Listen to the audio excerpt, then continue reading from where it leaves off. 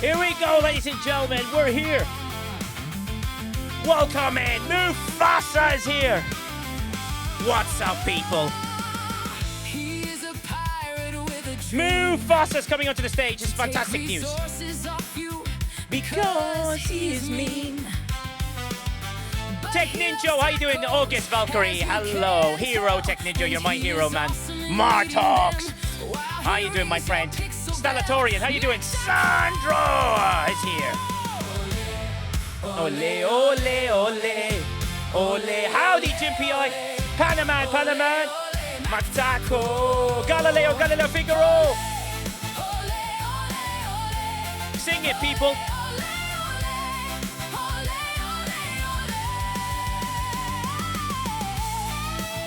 Come on in, Murders! S10, how you doing, my friend? Chronox is in the house. Rizbreaker is here. If you smell what SDFC Pro is doing.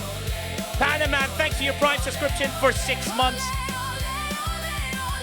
Human Monies, all Nickies. General Hope, Jeff Games. Let's have some celebrations, fun and excitement. PG Live, greeting Earthlings. MJ Hat, GW292. Weasel is here. Moose. Siridans is here. Come on in, people. Tell your friends, your uncles, your sisters, your brothers. It's the time. Leole Shong. How you doing? Wow. Virtual Army, you resubscribed at Tier 1. 12 months. Wow, 12 months in advance. Thank you so much, my friend. Bloody hell.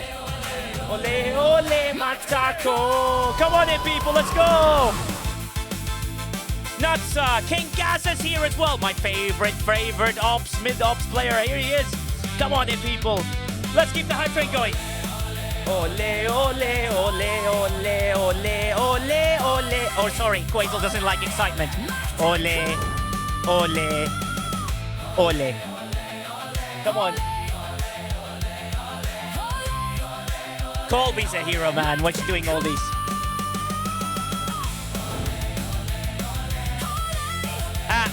Mufasa, you're my 1,117th favorite up player. Captain Exodia, where's the cute one? Ding, ding, ding, Gunner League with the bell. Let's go, the match has begun. Now. Next song, my friends, let's go. Oh, you are, Taco. You'll get there. Is everyone ready? Panda Man. Crazy. I can't have a song about you. It'll just be like this. For like 6 minutes. Because that's a crazy song.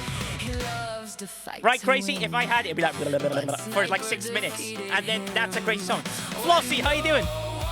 In quotation mark, what's up, buddy? Panda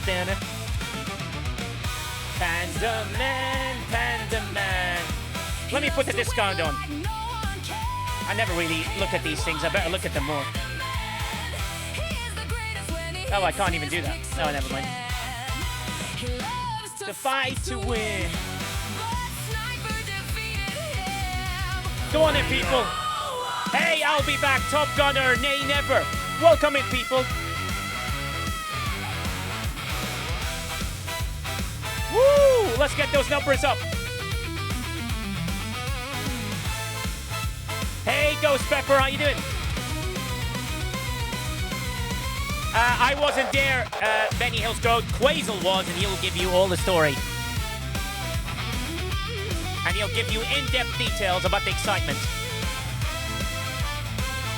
And by in-depth means that Quasel orders steak in the correct way. I'm just going to say the order is correct.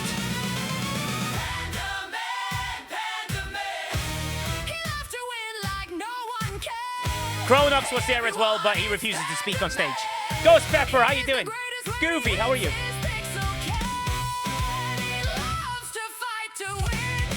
No, we didn't order steak with ketchup on it. Tacos Chemtech, how you doing? Hey, yo. I don't need to send an invite, Chronox. The stage is open.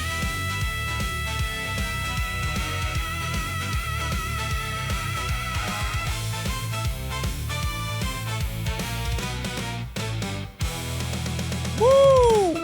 Wait, we need to help Ghost Pepper because she's not in there yet. So you go and vote, people. Retro Fury. We can work at that. I'll ask Colby to do something. We just need to figure out the words. Because we don't do Suno. Let's go, people. Yeah, it's fixed. It's fixed and it's working, crazy. Loads of PC... official PCers. PC wannabes are here. Working.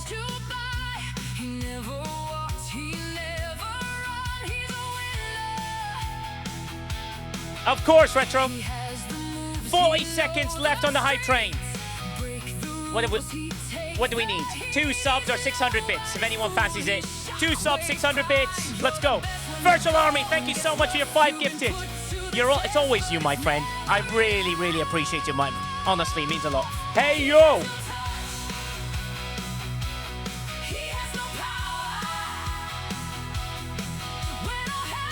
I know, Crazy. She's great, isn't he? I get to listen to her sing all day. Well, not currently because she's got vocal burn. So she'll be back in a week.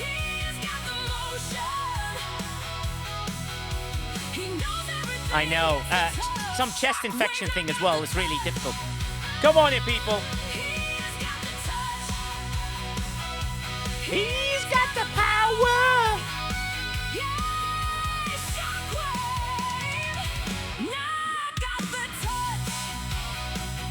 Come on in, people. We're giving people a bit of time to...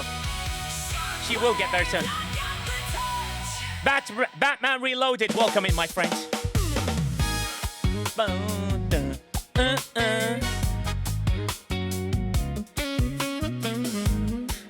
I might shock the world and play the Quasel song. It's not finished, but I think even Quasel loves it. Does everyone see what Quasel gets off on? And that's not a good steak. Quasel's like, oh, is there a new song? Yes, there is. I'll play it in a sec. Quasel's good. Oh my god.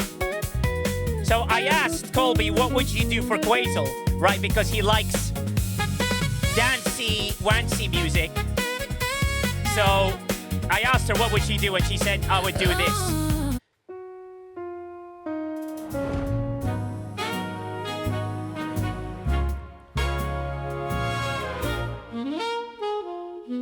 A sheet maker with a look in his eye. Quasel unraveling the numbers before saying bye.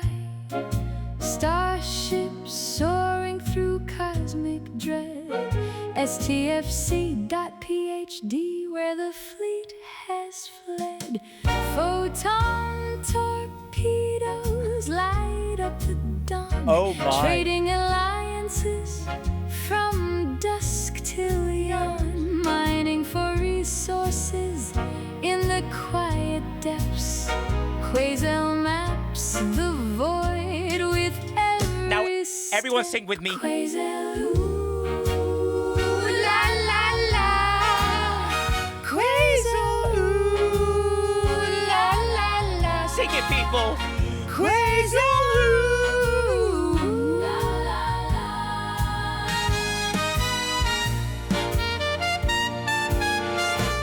Ladies and gentlemen, the sheet maker himself.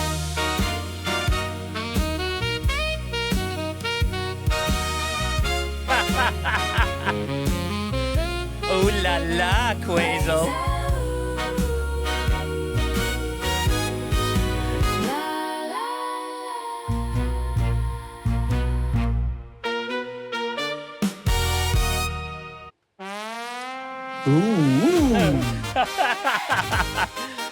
Welcome, everyone. Here we go. Jeff Games with a streak. 1 minute, 21 seconds left on the high train. And here we go. 4 subs to get us there. warp speed ahead, we're here to play, exploring galaxies every day. We are hosting the cosmic stream, Briefings. It's the ultimate gleam. 1 minute left on the hype train. Hey, Patu. Afternoon, morning start.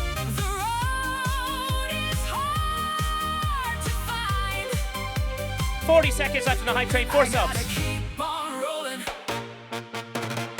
Keep on rolling. Keep on rolling. Pounds man, that's tied to a lower level than that. It's one lower. It should be expert level and above.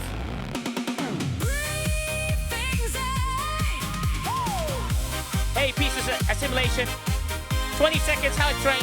4 subs. Tune in for tips and tricks galore.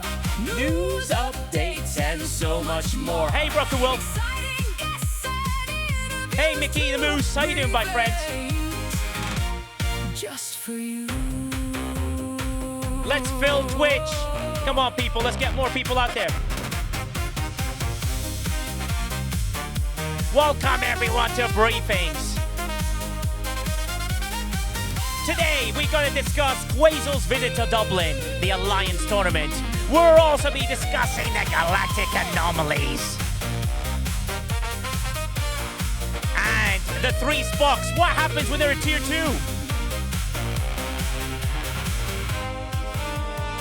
I wanna kill Styles like thunder. Not afraid to lead. Gaseous anomalies, yes. I feel my hunger. Freedom's all I need. That's the name of the show. One more time. Briefings. Briefings. Ah, da da da da da da da da da da da da da. Sig, thank you so much, Sig. It means the world, buddy, that you've done that. It means thank you for continuing your sub. But we have a channel trailer because Colby. Hi, friend. Yeah. Oh, God. Look at me risking my life eating fruit in America right now. How Yeah, are I'm- you? yeah, You can't I'm good. answer that. No, I can. It's me. Here's my Nigel. message. Do you No, still me. turn my tongue blue like Willy Wonka style? No. What I wanted to say is I started doing this fun thing, streaming on Twitch. You don't stream, I Words do. I never thought I'd say. I stream. You Me and Nigelrovers Yes. hanging out over on his what it Twitch platform. Is that what you call it? And we laugh and I sing and then we have a little convo before the game starts and then I ask him every single time, You do. what is this game and how does it work? But it's And I really tell you, fun. It's called, don't do it. what's it called? Briefings. Briefings on She also said, hey, Twitch. Sammy The Stitch. link is Nigelrovers Oh, thanks. on Put that Twitch. in your video. Come hang out. He That's goes fine. live every Thursday. You know it's every all about Sunday, her, right? 3 p.m. Wait, Eastern Standard Time, 8 p.m. That's wrong because daylight UK savings. time. And it's still Come the hang same out. UK. It's so fun. It's so silly. Oh, yes. And subscribe. Exactly. See you there. Let's go.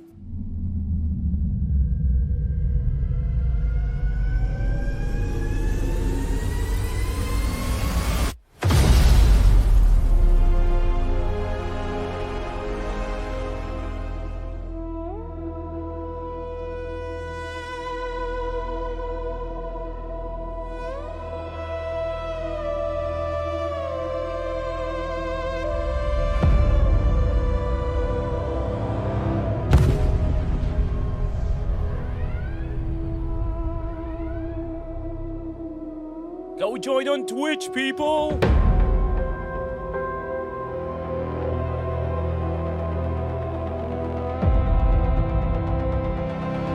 We'll see.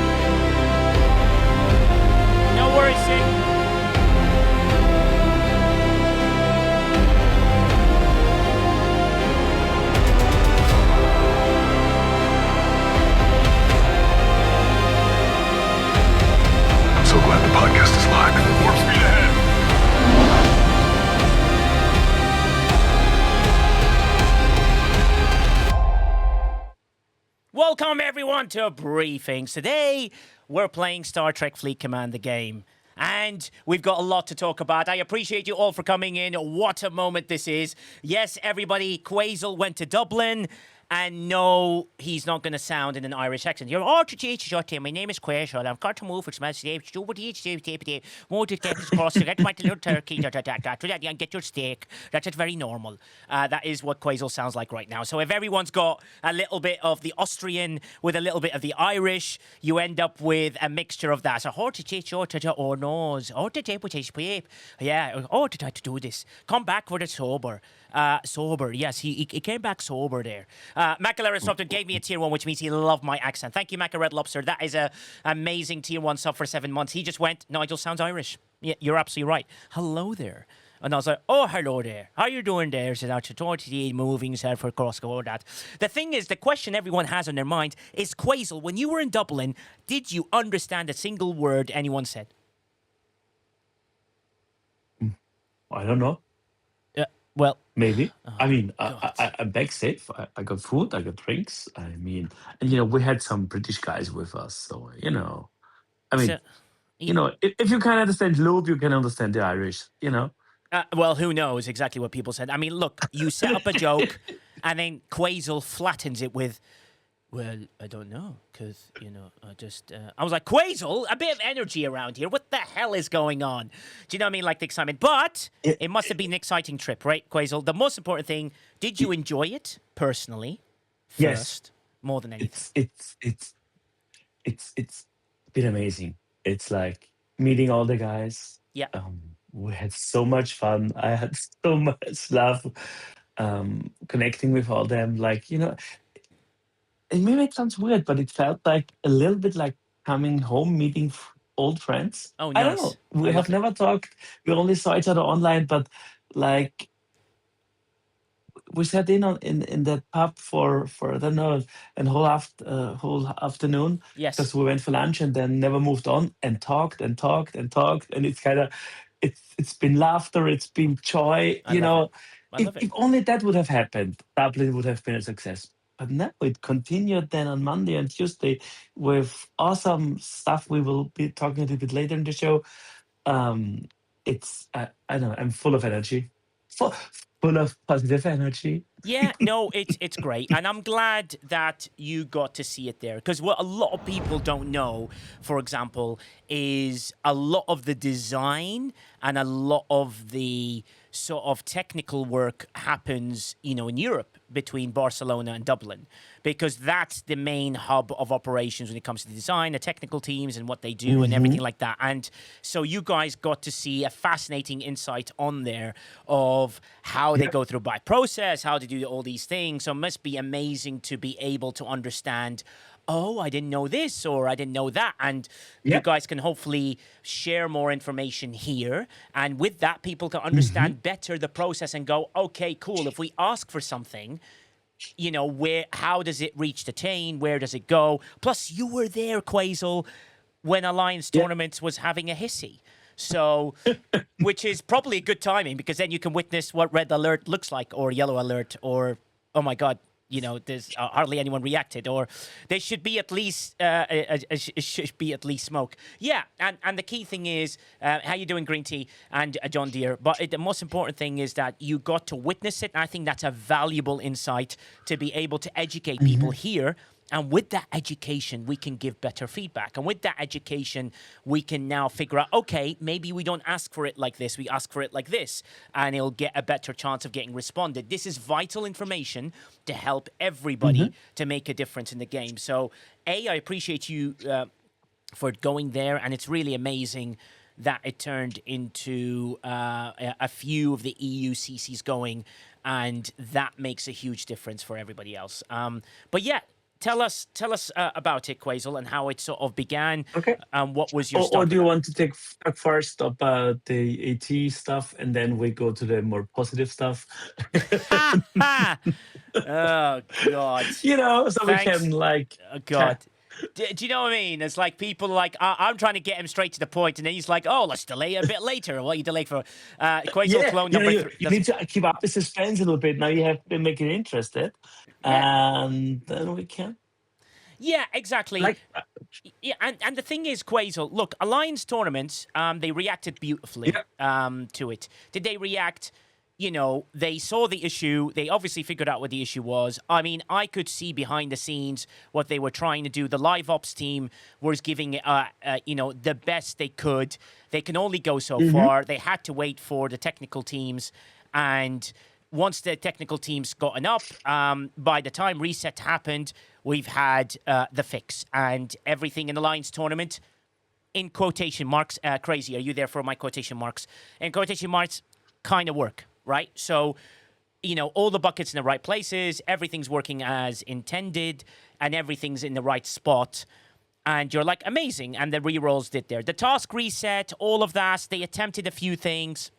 Look, I'd rather commend them for trying and trying to find a way to make it work, and then they made it right. So I've seen that the people that had tasks in the middle got a private message and got the amount of points and the tokens for a 20k premium task, which is amazing. And that is something that they're really happy about. And duplicate tasks are still a thing. Yeah, but Benny Hill, they said that in the blog. So they said there'll be some duplications.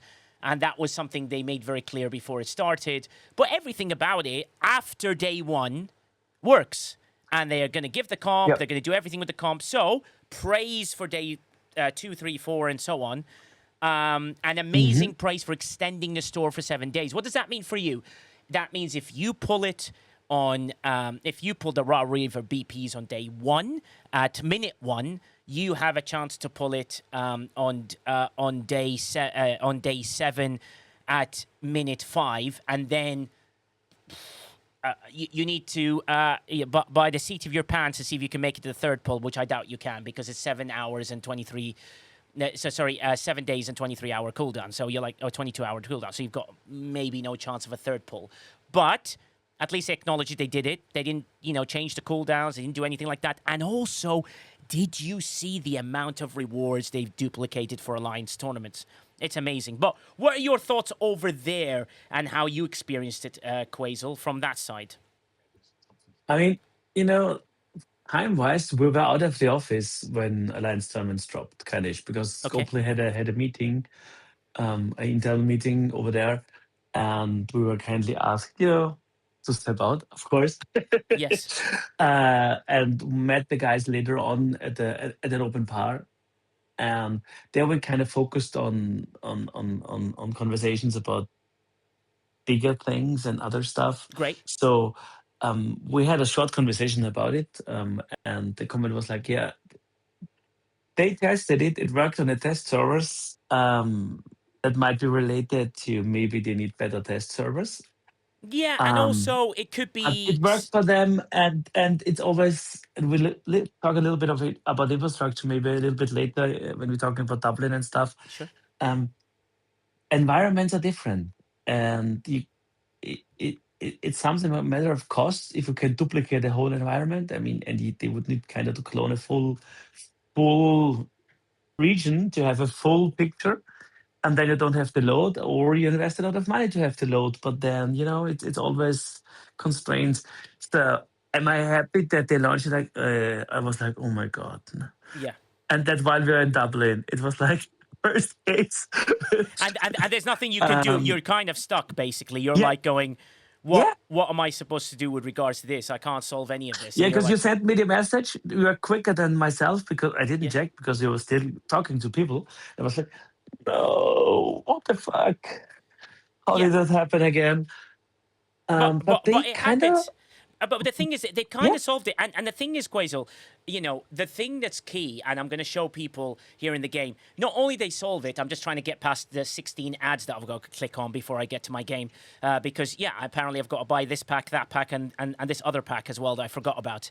But mhm. if you guys look at the game, right, this is the thing. Crococus Maximus has a question. Do you mean the extra we get at the end? Have they announced it yet? Yes, they have. So they haven't announced it, but if you click on your alliance here, you can also see in the game, right, team? You can see an alliance. You go to task board, you have a look at it, right? When you get to your leaderboard and you click on the rewards at the end, they've updated them. Look, it's double the rewards, almost double. There's 2,300, 24,700, 23,500. They've already updated them in the game. So it's there. The update is there. Yeah. The request from us, Quasel, is why can't these be the normal rewards now, from now on? Because this, well, I just think it just means, like, yes, it's higher because they've gone from like 30, if I remember, the last one was about 12 or 13,000, and it went up to 21,000, which I think is absolutely amazing. And that's crazy. And the Emerald Chain, crazy. Yeah, exactly. Holy, yeah, Mad Hatter, you can see it there. Even the button, 1,000 Spurthen, gets 21,000 and then of 10,500. The Emerald Chain, the same again. So you click on here, there's your Emerald Chain update. You can see the awarded Emerald Chain and the qualifier, and it tells you what you get. And that's quite a big jump, 200,000, 1,800, 1,750. These are the things that you're expected to get at the end of this one. So they've done good. You know, it'd be better if they said, hey, guys, by the way, we've updated it. Go check your rewards inside the Alliance Tournament task. But no, that is probably a step too far. But I'm telling you here. So, I think I've read it somewhere, but yeah, it's like, but they're getting better step by step. yes. And I think they handled it good.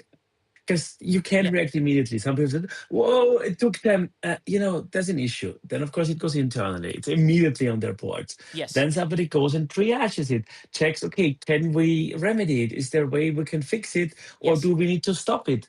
And then you are like, okay, wait, we need it running to be able to test the issue because we didn't see it on the test server. So they decided, okay, let's continue with it and let's see how it evolves and if we can fix it and then compensate players for it.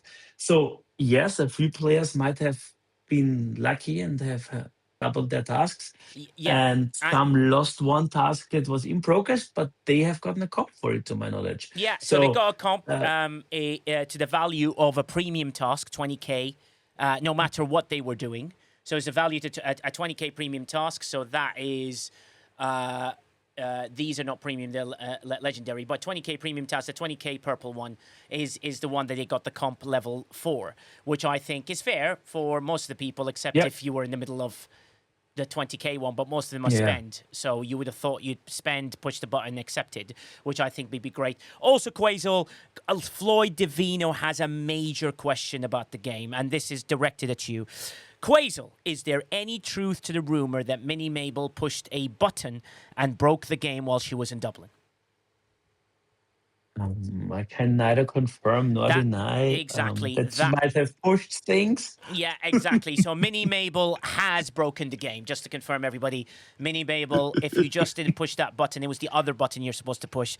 Hey, Minnie, do you want to start the reset today? And she went, yay, not that one. And she pushed it down, and Minnie Mabel just broke it. Exactly, which would be amazing. I heard it had something to do with cortados. No, Brian, they were sipping cortados in situ of that situation happening. And also, just to confirm, Quasel did not order a cortado when he went for a coffee.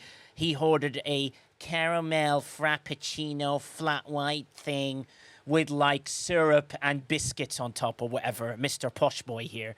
What with your syrups? I mean, I might have a fan of more milk in my coffee, but get me away from those syrups. Oh, really? Honestly. Is What are you that something? thinking? It is unbelievable. Oh my God, ladies and gentlemen. I can't believe this. Dance to the music, because from the Netherlands, weighing in as a slightly over the top 117 pounds, ladies and gentlemen, the icon, the franchise, the man that they call the leader of SCFC.pro. And everyone's like, who? Exactly. Ladies and gentlemen, Kronox is in the house! Welcome, Kronox. How you doing, my friend? How are you? How you doing? Kronox is here. Yeah, Kronox is here. I just had to correct you there, because tea was not on this menu. It might have looked like tea, but it certainly was no tea. There was no... No, I'm talking about cortado. Tea is not cortado. The only tea or cortado he drank had a certain percentage of alcohol not usually found in such a drink. Oh, I see. Ladies and gentlemen, yes, you heard it first. You can go to the Big Bang Theory, use the emoji with Yeah, with him sat on the couch, and he goes, sarcasm. That was sarcasm, ladies and gentlemen. There you go. Chronox who? Yeah, the guy that does the stats thing. Do you know the stats dude? Yeah, just go watch the video on the thing. What's your plan? Good. Yeah? As soon as the match bell rings. Okay. Ding, ding, ding. But yes, that's Quasel. You will punch Corey straight in the groin. That's a bit annoying. Pseudo's like who? You know, the guy that does the, he puts the numbers on a website and you see your thing and, yeah, that guy. That one. Which is absolutely amazing. Thank you so much, Chronox, because, you know, Chronox says, oh, I can't jump on stage. Can I jump on stage? Well, you just did, Mr. Chronox. So there you go. That proves a point, and I reached there. So, Chronox, as well as the Dublin and seeing the Alliance tournament, were you pleased with the comp that they've done? I mean, that boost in rewards is sensational. The comp was... I mean, those rerolls got wasted, which I think was funny. We got 20 rerolls. I'm like, yeah, but the problem is we had to use 20 rerolls and we still couldn't get the one thing that we wanted, which I think was be a distraction. So, what did you think, Chronox? Well, I actually found the way they handled this problem very, very well thought. There was absolutely no negativity to it. Yeah. They covered all the things, including compensation for all the players. Yeah. And removed anything that could be a negative impact, such as the relegations that were dropped. Yes. All in all, this is a good example to me how rewards should be given if something is broken. Yes. Well, to me, Chronox, I've always thought, why don't you just initiate a comp immediately and you keep giving comps out until it's fixed? So this was another way of doing it, because that way you feel like they've got money in the game and everyone's got a little bit of insight in the game, and it feels like, yes, they have to fix this or these people are going to get way more comps and they have to go at speed. But unfortunately with this one, because of how it worked and because of the details that hopefully you might jump in and Quasel will jump in of what Dublin is like, you realize a lot of the hub happens in Europe and a lot of the live ops happens in the US, which means, you know, the hub of circulation fixes and so on and so forth, it seems to be in the European time zones. Well, you're hoping that by the time resets happen, everything happens and they get everything through and it works, then that would be very, very good. Sig, for example, says, I tried to spell it in the 10K task. If you save Ito, you can do them, and there are different ones than before. Yeah, absolutely agree. And that is, you know, something to be wary of. Once you know that, you go, so that's why the fix has to happen early during the day rather than later during the day. Otherwise, you know, it's very hard to keep it going. Whatever happened to also getting emergency field rations as part of comps? Crocus Maximus, I can't remember the last emergency field ration. Can anyone remember? Like 6 months? That has been brought up. Yeah. Lou brought it up internally today as well. Like, nice comp, but can we talk about the field rations? Because that's been a thing at some point in time. Yeah. And it That's feels been like forgotten. it feels like it's wasted, just sat there.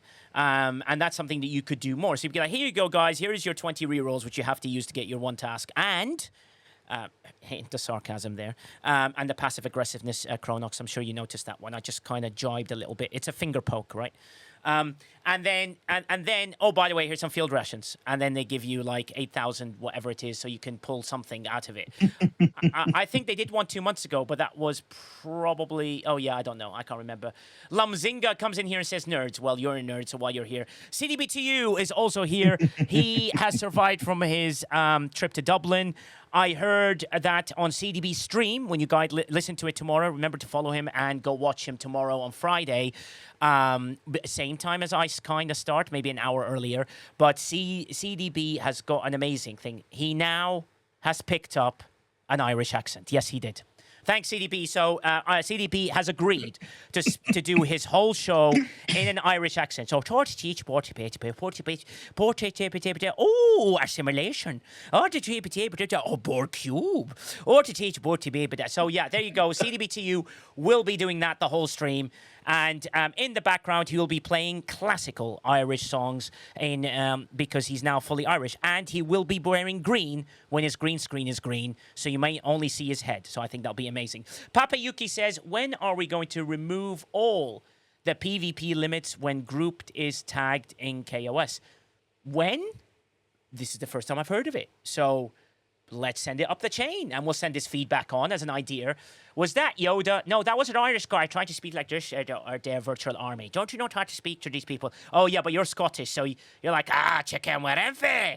Aye, man. And then here you're like, what it is, and then between you two, I don't know what the hell is going on. CDB to you is, Mrs. CDB says, confirmed, ladies and gentlemen. She smiled saying CDB will be doing a whole stream tomorrow in an Irish accent, which means we all have to go and see him.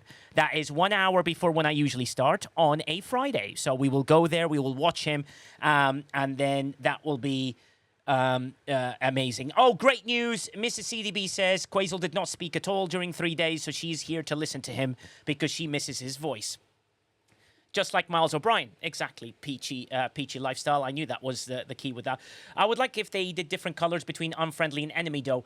You know what, Jay Berg? That's a good selection. I think it's a note we should put as a feedback. I think the whole alliance stuff needs an update, and it's like missing a lot of stuff, like the communication aspects of alliances, the sort of tagging the people in alliances, all that sort of stuff. And the best thing is, because I'm an admiral of my alliance, I can show you a lot of these as well. So if you look into my game, before we continue with our speech of alliance tournament, you can do a lot of these stuff. Yeah, you do your announcement board and everything, and how you contribute, and then your diplomacy. What they're talking about is these. These are the things that we're trying to tag people to do, from enemies to all that sort of stuff. So you've got enemies, of unfriendlies, to cautions, and so on and so forth. A little bit more colors, because at the end of the day, the green seems like in the middle, the friendlies seem to be the same, and the bottom seems to be close to each other. And that is something that we should have a look at. We literally can't use unfriendly people, just see red and shoot. Yeah, exactly. So that's the problem, and that's a little fix. Also, I would like to not spend 25 years of clicking in each and every single person in my alliance, one step at a time, to say, it's incursions on Saturday, get out of a territory, because that is painful. Motorist. Exactly. Can we just not have, select multiple people, press send all, one message, yo, get out of territory or you're kicked? Do you know what I mean? Also, why can't everyone see who's online? I don't understand that either. Everyone should see whoever's online. We Alliance DM. Yeah, exactly. And you've got to do that. So there's so many fixes they can do. It's one of the main aspects, because this is a culture game. This is a community game. This is people together. This is people friends. These are people who want to speak to each other. This is why we want that in the game. And that's a great suggestion today by Jerberg and by Papa Yuki, who make very good points with regards to that. And I think that'll be amazing. My Alliance uses Discord for that. Do you have to use Discord, though? The game should provide you all the aspects of playing the game. The online stats should be hidden, otherwise it opens up people to identify raid candidates. Oh, true. Okay, Ferry. I didn't think of that, when that's a very good point. So, online status staying with Commodores and Admirals still? You reckon, Ferry? Or maybe you upgraded? A simple solution. Yeah. Make it configurable so people in alliances can decide what they show which rank. I mean, pretty common thing to do. Yeah. Job Yeah. done. That's a good idea. Maybe select that. Maybe upgrade to Premiere and all that sort of stuff. So I absolutely agree. Floyd Divino says, Lord Nigel. Thanks, mate. No, I actually read the word Admiral, but I just thought, I'm just imagining Floyd tell me, tougher than General Patton. Oh my God, I can't believe you said that name. Floyd Divino, I did a film where General Patton is a story of him in it. So I think it's quite cool. And it was played by someone quite well known. Minnie Babel's like, that she loves people and wants to hug people, and she did push the button. Okay, Minnie Mabel has admitted to making an error. Thank you, Minnie Mabel, to that one. Simon says, give us a toggle so we can choose. Exactly, which would be amazing. Zedacron says, other mobile games have send to all in DM option. There's no reason why we can't have it. Exactly. Minnie Mabel says she's a son of a lube. Interesting. Lube is quite young, so I don't think you are a son of a lube. Okay, fair enough. That's one of those things. A Boldron says, most people can't see the red target. It needs to be more in your face. Okay, well, sure. I mean, Yes, I think they just need to work on those colors, like they do in the Alliance tournaments, right? You've got the task board, they now got burnt orange as part of their thing, and they've got yellow as part of their thing, and they've got like those slightly off green, and a slightly lighter blue, and all that sort of stuff. They can use all these. Mad Hatter says we still need ops logs for cross-server PMs to stop or slow the scam spammers. Yes, they are on it. They did send a script, I believe, that did quite a lot for the US, but the EU's been infiltrated with people that want to be your friends, which is fun. Yeah, and Huh? other weird stuff. I mean, they switched over the system they're using for that stuff. So that's now being configured. And it's always like a battle. And in the beginning, it needs a little bit more love, and then it should step by step get better. Yeah, that's true. And the other thing is, very good point, Flossie, actually, because one of my assistants is colorblind. Also note the green and red are difficult for people who are colorblind, so they can't see the difference quite easily. So that's a very good point. Also, the game needs to be more colorblind friendly. Or it needs to be more sort of art, animation friendly, because some people are not able to be overstimulated in that way. And I think that is very important for Star Trek Fleet Command as they're doing their new revolution, to be wary of those things. Because I've had people that have asked me about it. Puma, I know you've asked me, and you said that we want accessibility to be available to everyone. And there are people in their alliance, for example, that struggle with the colors and struggle with how the animations move. And Red Rum Ruby is absolutely right. It's like most standard games have colorblind mode, and that can distinguish the red colors, as she said in the earlier quote as well, which is absolutely in. So EU are getting message now also. Yes, and Mufasa, we're not getting quite as direct messages. We're getting, hey, wanna be my friend? I love you. And I was like, I had one of those today, like a Mrs. Perini. yeah. I ignored her. I hope I didn't break her heart, Yeah, well, I just responded with Colby, and they were like, "No, my name is my name is Edwina," and I was like, "That's Mufasa's, the fourth wheel in his massive wheel of madness." Don't worry, Quasel, I did that exactly what Stu said. Stu and I have been talking about you, Quasel. We love you. I think we're amazing. Shadow Panda says, those bots spamming you to join their group is super annoying. Yeah, it's absolutely awesome. Hey, Shelby, how you doing? Oh, my God. Galactic Anomalies are awesome. I absolutely agree, my friend.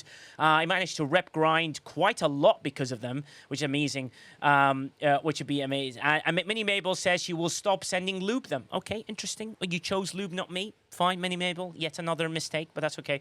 And that is amazing. Ryan says the blued rum ruby makes a good point. The who? The what? Oh my God, you're confusing me. Maybe something can be modded in. Chronox. Don't stop modding everything in. They need to learn to do it. And am I now at a date channel? Yes, Murphy, if you go to your DMs, you should have a message from someone called Mrs. Peckerhead saying, "Yeah, that love, how you doing? Would you like to be me friend?" And then you don't respond. The great news is, thanks to those galactic, thanks for the galactic anomalies. Shelby says that he got 3.5 trillion yesterday in rep alone, which is amazing. Which is going to be cool. Okay. That's nice. So let's go to Shockwave Prime. He's got some thoughts here, and then we'll go to MJ Hat, and then into George. Shockwave? Can you hear me? Yes, we can hear you, Shockwave. There you are. There we go. All right. Awesome. So I just wanted to point out that about the Alliance tournament comp, going back to that. Yes. I think it was obviously a good thing that they increased the comp at the end. Yes. Yeah, I think the two things we need to get clarified are is there additional comp coming for the delay? I think that was a conversation that was happening.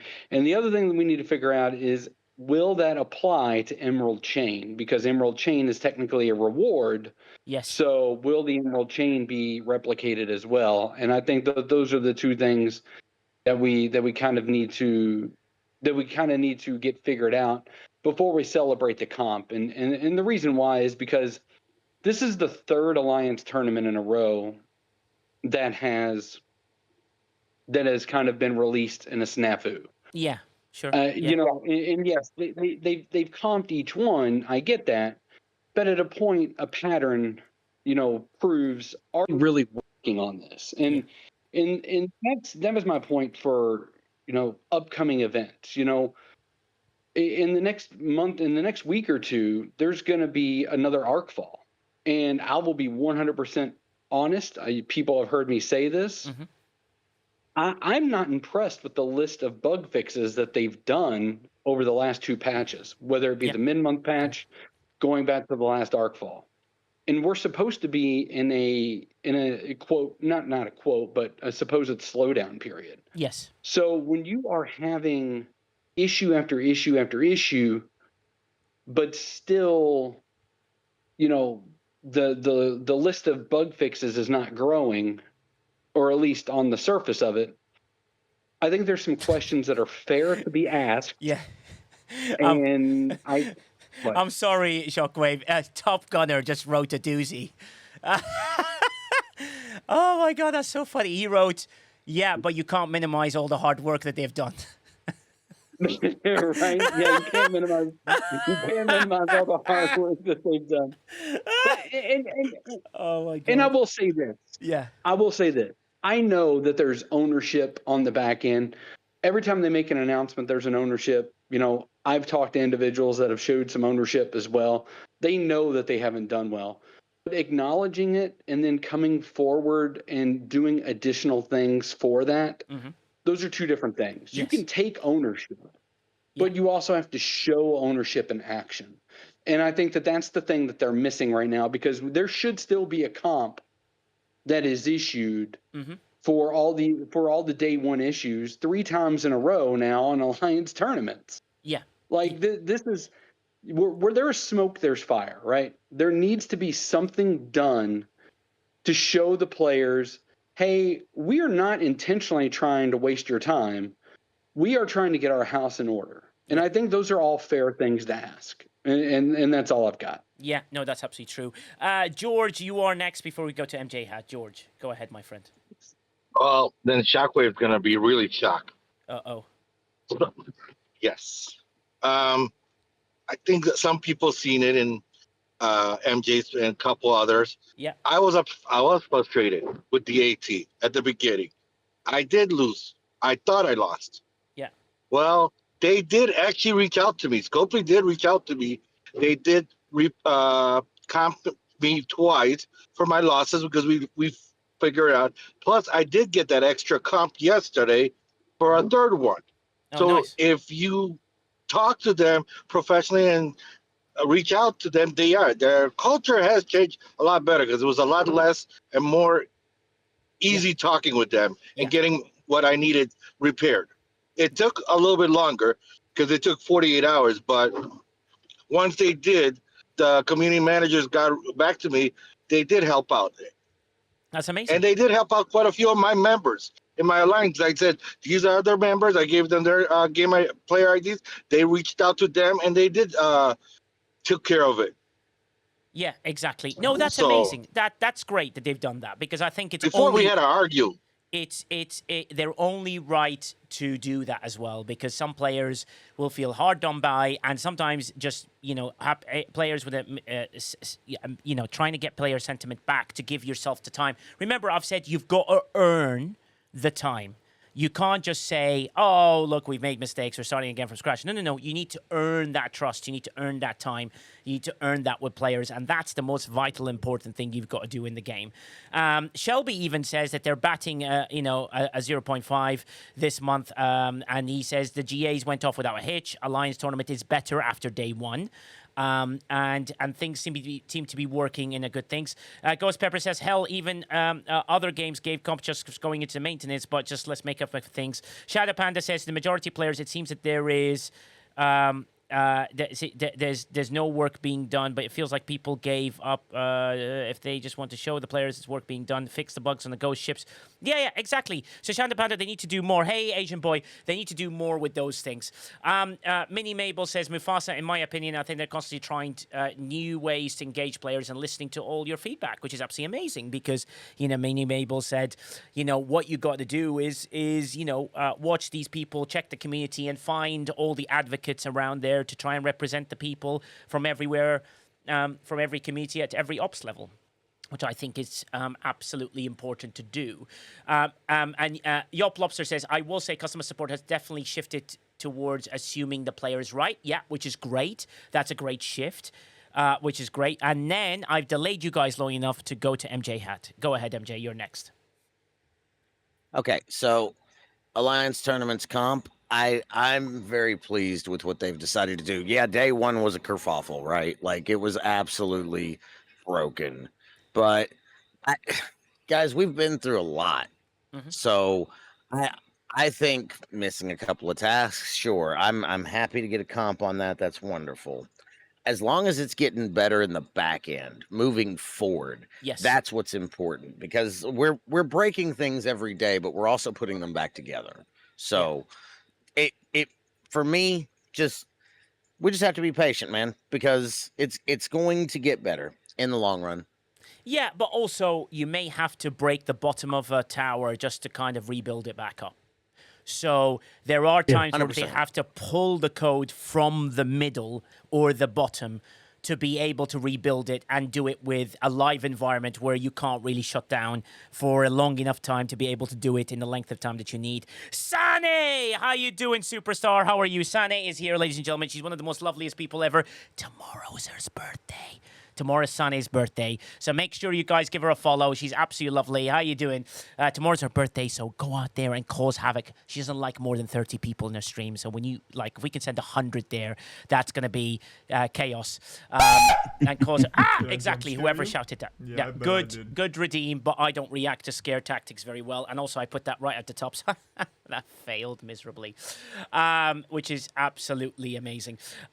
Let's go to Putz. Putz, my friend, go ahead. You're next. So I have to hearken all the way back to maybe 2023, 2024. Yes.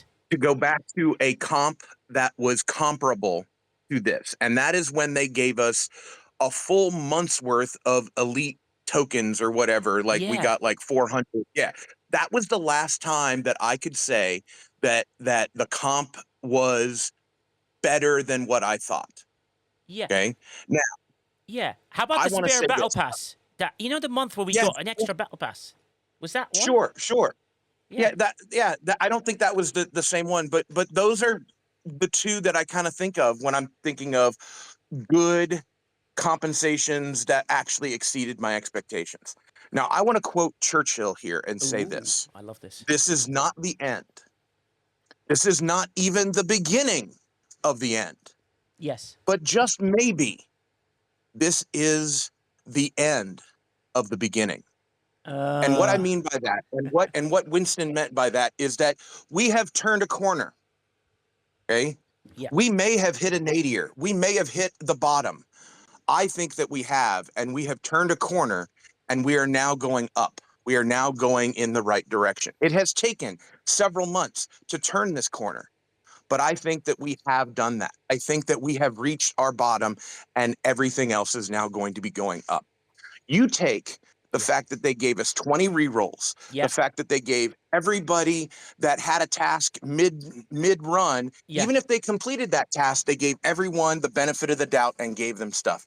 That they opened up and made the store run for an extra 7 days, knowing that everybody's cooldowns will refresh, so you'll be able to double dip. Yes. The fact that they gave us twice as much loot. The fact that they are not going to relegate or promote anyone. Yes. None of those things would have ever been done a year ago, 6 months ago. Agreed. Yeah. These are all signs that we have turned the corner, and maybe, just maybe, Cameron now has a hold of the ship. He is steering it in the right direction. He has finally got it on course. Yeah, I think that Mm-hmm. he is trying. I think as well, you know, to move the Titanic and turn it round, or to move a massive ship as a size of one, to move it round is not easy. I remember someone who basically was an amazing freelance producer, right? And then he went and worked with one of the big television companies, and he was like, "Oh my god, I can now greenlight stuff and do things." And then 3 or 4 months later, he's going, "Nigel, all the stuff I want to greenlight, I realize I can't just greenlight because I have to go through the approval process and get this massive tanker to turn around to the direction of the thing that I want." So he's And like, by the way, yeah, speaking of massive tankers, right? yes, In my physics class, we actually do a problem on how long it takes a modern day massive oil tanker, the biggest ships on Earth, yes, able to just come to a stop. And yeah, I proposed a problem of they are going full speed and they throw their anchor out. It takes more than the curvature of the Earth for them to stop, meaning they cannot see where they are going to stop by the time they stop. yeah, It takes more than 30 nautical miles for that to happen. That's why they have reverse thrusters and all of this and whatnot. So if Cameron is going into this without reverse thrusters, without even really one hand on the wheel at the very beginning, yeah. I think 6 months is very, very good and fast timing for him to actually get control of this and turn it around. Yeah, true. And bearing in mind, takes Mm-hmm. time. Yeah, he may have started in January. He's probably had a no compete. It's standard to have a 90-day no compete. I'm just guessing. And then what I think is important is January, February, March. So there's months he can do. And then April, May, June is when he finally got his hands into it. He's trying to play the game. He's trying to understand what Star Trek is. Understanding what Star Trek is will lead you to understand what the community is, because the community is what Star Trek is. People love it for equality, diversion, diversity and combination and humanity and love and friendship and, lack of politics and lack of anything like that, and putting everyone together. But once he understands that and he sees how the community is always together, going in the right place, going in the same direction, talking about their prime directive, talking about this, that, and the other, when he understands that, he will understand the community to the level that they are. And I think the most important, you're right, Kelper. And that is really important to figure out for people. Once he understands that, then he knows. Then he goes, wow, this community is all about passion, love, and obsession and loyalty to an amazing Yeah, IP that everyone adores. And once you learn that, you get better at understanding community. Don't you agree, Quasel? absolutely. And that leads right into my biggest thing of hope for all of it, and why I think the ship is turning Yes. is, how we're talking about how is it internally or not or whatever. They had a video guy with them, like JJ, which does all the video productions since about 2 years for Scopely. Yeah. And I had the chance to sit down with him and talk a little bit. Yeah. And with that conversation, he said a thing. It's the first time in those 2 years where he talked to CCs, devs, leadership, different persons in the whole thing of Scopely, because they make internal interviews for different purposes. And he said it's the first time he feels this alignment between all of them, this positive outlook into the future. Yeah. It is this changing, and if a person that kind of has contacts internally with all of them, but isn't really part of them because, he makes the videos and stuff like that, comes to you and tells you, like, something is changing, that makes me look positive in the future. Hmm. Is it a guarantee? Hell no. And they have long way to go. But we have seen the first steps of a change in culture. We've heard already about communications being different, um, customer support being different. Yeah, true. So we're seeing signs. Yes, it's still a lot of tech debt, and we will come to that a little bit because Yeah. I'm trying to go to replies a little bit in order so that we don't spring around too much. Um, and that gives hope. The next thing I noticed is, hell, some of those staffs are way longer there than I suspected. Like the tech lead, one of them, I spoke to them, and you know what? They joined their position because they played the game beforehand. And so they know some of the pain points. But you know how it is in companies, and that's a thing that has also changed. There is a budget, there is a prioritization, there's the question, can we make money out of it? I mean, for example, Hemi was there. They flew in a lot of the content creator team, like a community management team. And he asked, because he has the same pain we all have, hey, hey, what I'm doing with the Orions, I'm 70 now and it's kind of hard. What should I do? Like, and then we had a full discussion about if we should go to 71 or not. So more people than I expected have experienced or played the game. Yeah, no, That's what I like to think. Okay. yeah. That's good, and it's good to see the passion behind it. And Crisito brings up a good point. Sorry, Crisito, I only said that people may, Star Trek is about community, diversity, and stuff like that. If they don't watch Star Trek, that's I understand. The majority of the players don't. Shockwave Prime, jump in with your rebuttal, if you have any. Yeah, it was just one of those things where I hearken what Quasel is saying because we've heard it from every CC.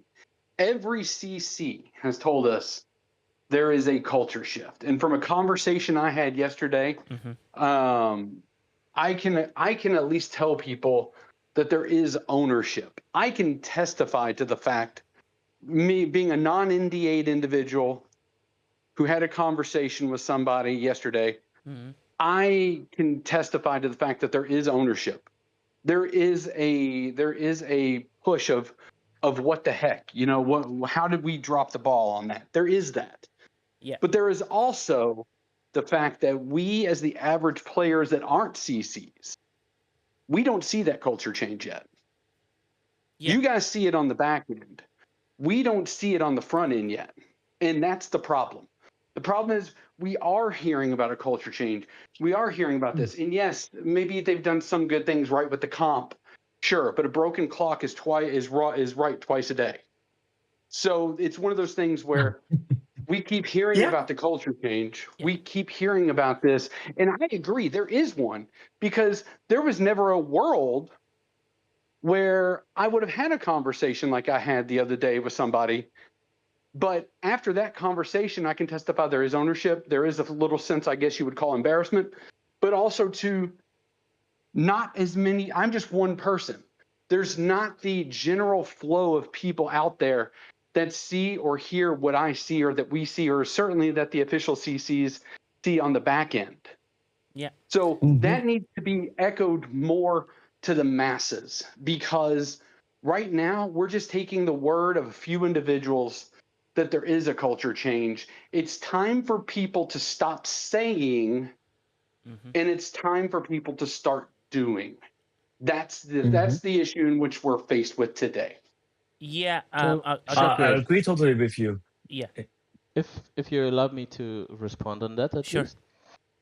I would try to challenge you what would be the best way, because if I look at the game and the past few months that happened, I can actually see improvement, physical, tangible improvement in the game. And is it the first time, right?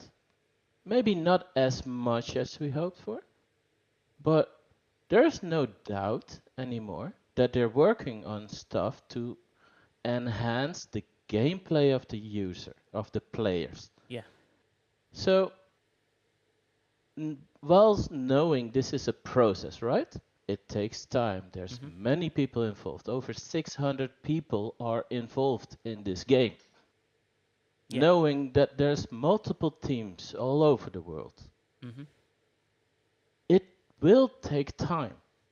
It will take time to adjust, not just on the outer edge, but even more from within, from the people that work there, from the actions and responses they are trying to create there, to create ownership, to create this sense and feeling of we need to do better. We all need to do better. And this is a process. And even though the process is recently started, I cannot say anymore that I have doubts that this process is started. Now, one could always doubt their improvement, and you do that very well, but I cannot ignore the things that I do see, and including their mistakes, because in the end, that AT is running this often is even a concept that they're trying to find out Yeah. safe ways to test their functionality in a better way, to test their tools, to see the responses of their tools, and to improve the gameplay of the user. Because in the end, all of this is only having one goal, and that's to improve the game. Agree. And my question to you Yes. is that really not visible to you?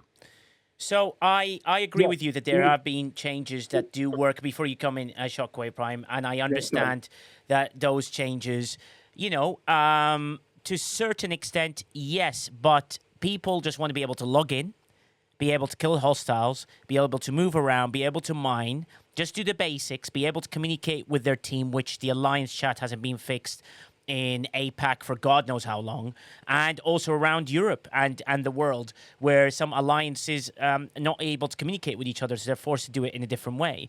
It's little things like that. Like, if you fix the little things, they have bigger impact than you think over the big stuff. The moment you go, I just want to log into the game, I just want to kill some triangles. I want to do an armada. I want to be able to go mine. I want to be able to flick between screens. I want to claim my dailies every day. And I'll be able to communicate with my alliance. And if you fail in 75% of that, that's where it gets hard. So the moment people can't log in, that's the first thing. The moment that people can't actually be able to move to a hostile and it goes reliably to the next thing, that's where it's another problem. That people can't even join Armada circles, that becomes another problem. Those basics make bigger impacts than bigger changes. And I think if they focused on those basics, they will get bigger wins for the community. Everyone will be like, Kishara works. The Dauntless works. I can go kill a hostile. I can go disc. I can do that. 100% agree. Yeah, and that is really important. Yes, Big Patty. And since Chronox directed the question back at me, just a quick thing. I'm not going to take a lot of time because I know we got a whole bunch of people up here to speak. Yes, Chronox, I can honestly tell you I don't see it. And judging from the comments in Discord especially, a lot of people don't either. And because surges are still broken, lag is still there during incursions. Heck, last incursion had the same issues as the previous incursion, where several people couldn't cross over, couldn't even participate. So yes, I don't see these things. I'm being told about them. Like I said, I had a conversation yesterday with somebody that would know. And all that is great. It's wonderful. I appreciate the ownership, but ownership only takes you so far. They got to start doing. And when I'm up here saying this, by the way, everyone in this chat can attest to the fact that I'm one of the most open-minded and one of the people that have been more on their side recently than not. Yeah. But this last Alliance tournament and their failure for the third time in a row to implement a feature that's broken, that should be coded where they just hit a button and deploy it live, that's an issue. Yeah. An incursion twice in a row that doesn't allow players to participate, that's an issue. When I can't target a base to raid it, and a base raider was just released, that's an issue. Dauntless, surges, lag, no, we don't see it, and yes, I can honestly say we don't. Yeah, and the other thing is it's the basics that people want to see, not the big stuff. The basics right now, you nail those, you will see a lot more. You nail those, you'll get people to play more. You nail those, that'll be important. Sniper, jump in. Yeah, thanks. And I wasn't here for the whole conversation, so apologize if I'm repeating anything that was said previously. But, I just want to touch on a couple of things. One, I'm not going to obviously sit here and argue with Chronox on the technical stuff, because obviously we all know Chronox is a technical genius when it comes to understanding the underlying aspects of the game. Superstar, I use, however, not genius, superstar. Yeah, okay, superstar, that's fine. However, there is difference between purely technical metrics and wins and actually what we see in the Yes. game, right? So meaning like you can see from an objective perspective, hey, latency is down 15%, hey, errors are down 30%, all these different things. But if from a player perception perspective, to Shockwave's point, if I go to rate a base and I can't, if I go into surges and they're not working, if my dauntless just stops killing hostiles, like these are the things that players recognize and realize. So you can address every technical aspect of the game you want, but if the perception is still there, or the even reality of utilizing certain basic features of the game are not working, the player perception is not going to change. And I think the one of the key aspects to that, and one of the things that I'd like to see more of that doesn't take time, because I agree, like the technical stuff does take time, especially the big stuff, right? Yeah. Some of these things you got to Mhm. unwind huge amounts of technical debt, and you got to test things and retest them, and maybe they're going to work, maybe they're not. You got to have the time. I get all that, right? Uh, but I think one thing that can be improved like relatively immediately is communication, right? Yeah. And that's part of the culture change that I haven't seen as much, right? Hmm. Um, and to the point, I think it's very improved from what I hear, to the point even Shockwave was making when it comes to the CC communication. Seems like, CCs are getting even more direct communication with Scopely leadership and STFC leadership and the back end, and some of those barriers that were there before are being broken down, which is great and awesome. And we love our CCs, and we'd love to to let our CCs know what our needs are, and they communicate those and whatever. But I think we need some more direct, unfiltered communication on a lot of this stuff directly to the player community, right? Because perception is reality. Like that's just the way it is, right? Hmm. Like I can do something and I can build the greatest game and the greatest product that ever existed, right? And it could be from every objective measure and every automation you run on it. It is a perfect thing and it's lovely. But if all the players say, "Oh, this is a terrible game," and I'm not saying that there's the case with STFC. We love STFC. That's why we're here. That's why we're playing it, right? But the point is that, if the perception is that there's something wrong, and it doesn't matter how technically correct or not correct you are, you need to communicate, uh, two-way communication preferably, in order to be able to change that perception and build the trust. The other last thing I'll mention about it is we keep on talking about like these improvements, but let's remember that we are not dealing from a a baseline of zero, right? Uh, Hmm. as much or as we want to be as kind about saying it as possible and constructive about it, there is a deficit in player sentiment, morale, and general aspects of the game. Right? Hmm. Yeah. We've had a long time with a lot of problems, both from the technical perspective as well as just how things have happened in the game, like how decisions were being made in the game and things that were seemingly not player beneficial or player based on player feedback, or what players would see as negative towards them, right? So we are not dealing with a baseline zero. So there's a lot of trust, and there's a lot of perception, and there's a lot of challenges that Scopely needs to first overcome. And I think you put it nicely previously, Hmm. Nigel, in streams. Like you've said, they need to do certain quick and easy things in order to buy time, in order to buy trust, in order to bring back some of that perception. Because right now, if we were just put it, I'm a math guy, right? Yeah. Yeah. So if we were just put in perception, like we're assuming, we're at at zero, and so any improvement is going up into the positive range. The problem is we're at like -50, right? So if you go from -50 to negative 44, I mean that's great, but you haven't even gotten to zero, much less into the positive yet, right? Yeah. Not to get too nerdy on it, but No.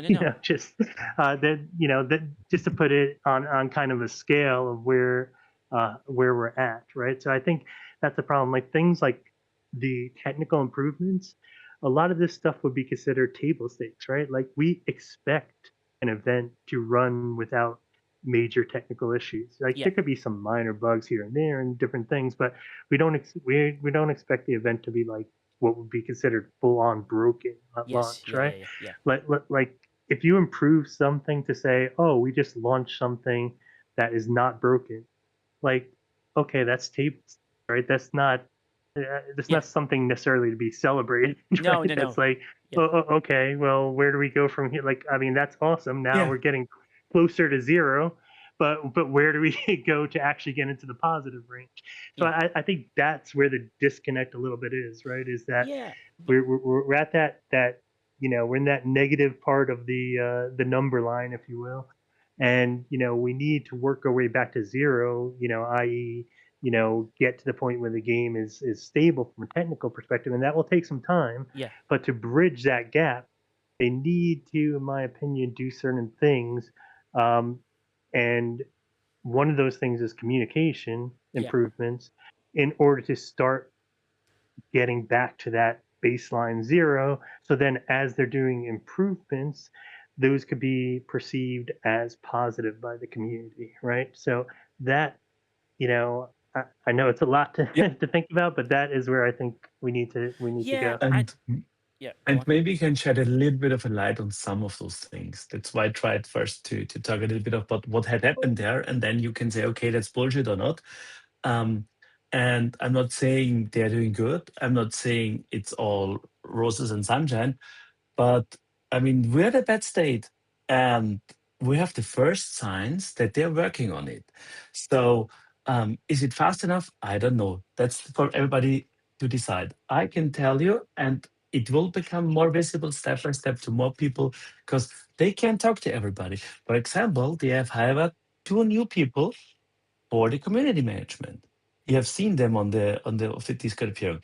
That's not a replacement. That's two new people exactly for that job to see if they can improve communications, to take care of the Discord, to improve in other areas. So step by step, things are happening. Let's not forget one thing. This game is built, as weird as it sounds, 14 years ago. The first things were decided for this game. And this goes back to, and we made kind of joke out of it, uh, the company Digital in the beginning built Facebook games. And the first version of Static Fleet Command in cooperation was built on like exactly that basis for stuff when they tried to build like a platform for different games and game engines on top of it. I'm very simplifying stuff to get quickly through it. Um, so and some stuff that goes longer back is maybe has not been looked at it enough. And that's because in the beginning, started Fleet Command. We all remember the gold rush with incursions and stuff like incursions. Uh, um, oh wait, kind of an incursion into our body. Yeah. Um, Yeah. and they made money. And Scopely grew. Scopely got a big company. And then you have this cash cow. What do you do? I mean, maybe you don't take care enough about the technical debt. You run the company. And then suddenly, oh, well, we have issues. Maybe 2 years ago, a year ago, whatever.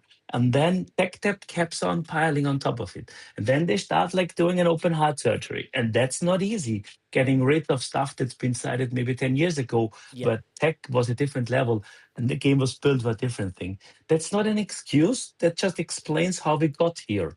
And now you try to fix it. Now, Started Fleet Command is not anymore longer the cash cow for Scopely because they have no Pokemon Go and they have Monopoly and all that stuff. So there is this opportunity to get somebody, Cameron, in this case, to be of fixer to see, okay, can we, get Star Trek Fleet Command back on track? Because it's been our first big thing. So it takes on the pressure away. So because they don't need to make as much money currently, because there are others that make money, so they can focus on fixing stuff. And it's not easy. We have talked to the people, and the commitment. I mean, they took time to academic to 8 content creators were there.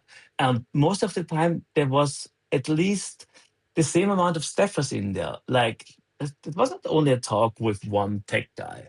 No, they came in with 7 or 8 guys. I don't remember each role of them because, a lot of Yeah. stuff and whatever. So that shows commitment. They flew in the content creator content managers. The new content manager was here. Tammy was there. Beck was there. So they are taking time and effort to see, okay, what can we do? And we had hard and open conversations. You can ask Chronix and all the others, and not only my shiny rainbow face, but there was really like in the room discussions about stuff I can't talk about yet because that's some part of it is stuff that is being considered and not decided on. Mm-hmm. But you could hear that, like, Claire first, and Cameron asks that question: Is that Claire first in the room? And I've heard it now more than once. He asked how to stay in the room, even if it's just 1% of players infected. That's not good enough. They have, you talked a little bit about it, they have kind of this separation of design and narrative team and development being in most of the parts, like 50% Dublin and Barcelona, and Live Ops is in LA. That's a thing that's going to change because they know that leads to a lot of the issues. Because design not Live Ops not understanding design Yeah. and all those communication hurdles. Combine that with, imagine a developer creates a tool and has an idea and has like gets a stuff he needs to do and how it should work. And then LiveOps goes, oh, that's neat. I have this great idea how I can use that for a different purpose. Yeah. And that creates issues nobody would have thought beforehand. Like, for us, it looks like it's all separate things in the game. In reality, the basic elements of the game are everything is events, tournaments is events are events, even your dailies are events. Everything that looks like it's like on a timer, it's an event system. And that was overloaded at one point in time Yeah. because nobody the amount of activities doubled in the last year-ish with tournaments, the amount of events that coming. So, and they have like a growing, each time we expand the game with a new feature, of course it adds complexity. And they have an ongoing battle to like improve the game while the game design adds new features because we're used to every month, hey, there's a new ship, if we like it or not. Well, That yes. keeps people around. Yeah, and well, I understand that, and I think that people understand Yeah. that part of it. Let me try and get to Big Bad D and then Zedacron. Big Bad D, if you can just get your, what would you like to ask, my friend? Big Bad D, go ahead. Sorry, I'm driving, so I can't. It takes me a second to switch screens. That's okay. The game has had inherent stability issues since inception. Uh-huh. And we went through all these years and the expansion of G6, G5, G6, G7 now. And the main problem never got fixed. And by piling all this other stuff on top, it's just, for lack of a better word, it's a spaghetti code held together with rubber bands. And Yeah. it like I've been saying this for a couple years now. Yeah. If the game was just stable, Yeah. you would get 90% of us to quit bitching. Yeah. No, I mean, I was driving into work. This morning, and I was trying to set my miners. My game crashed 3 times in 30 minutes. Yeah. So it's those little aspects that make a difference, Big Bad D. I completely with you. It's like the main stability aspects, and the problem is like. Remember, I told you guys 7 things that they could do that are very small, that could just give you little wins and quick coding and get things going and make it move on.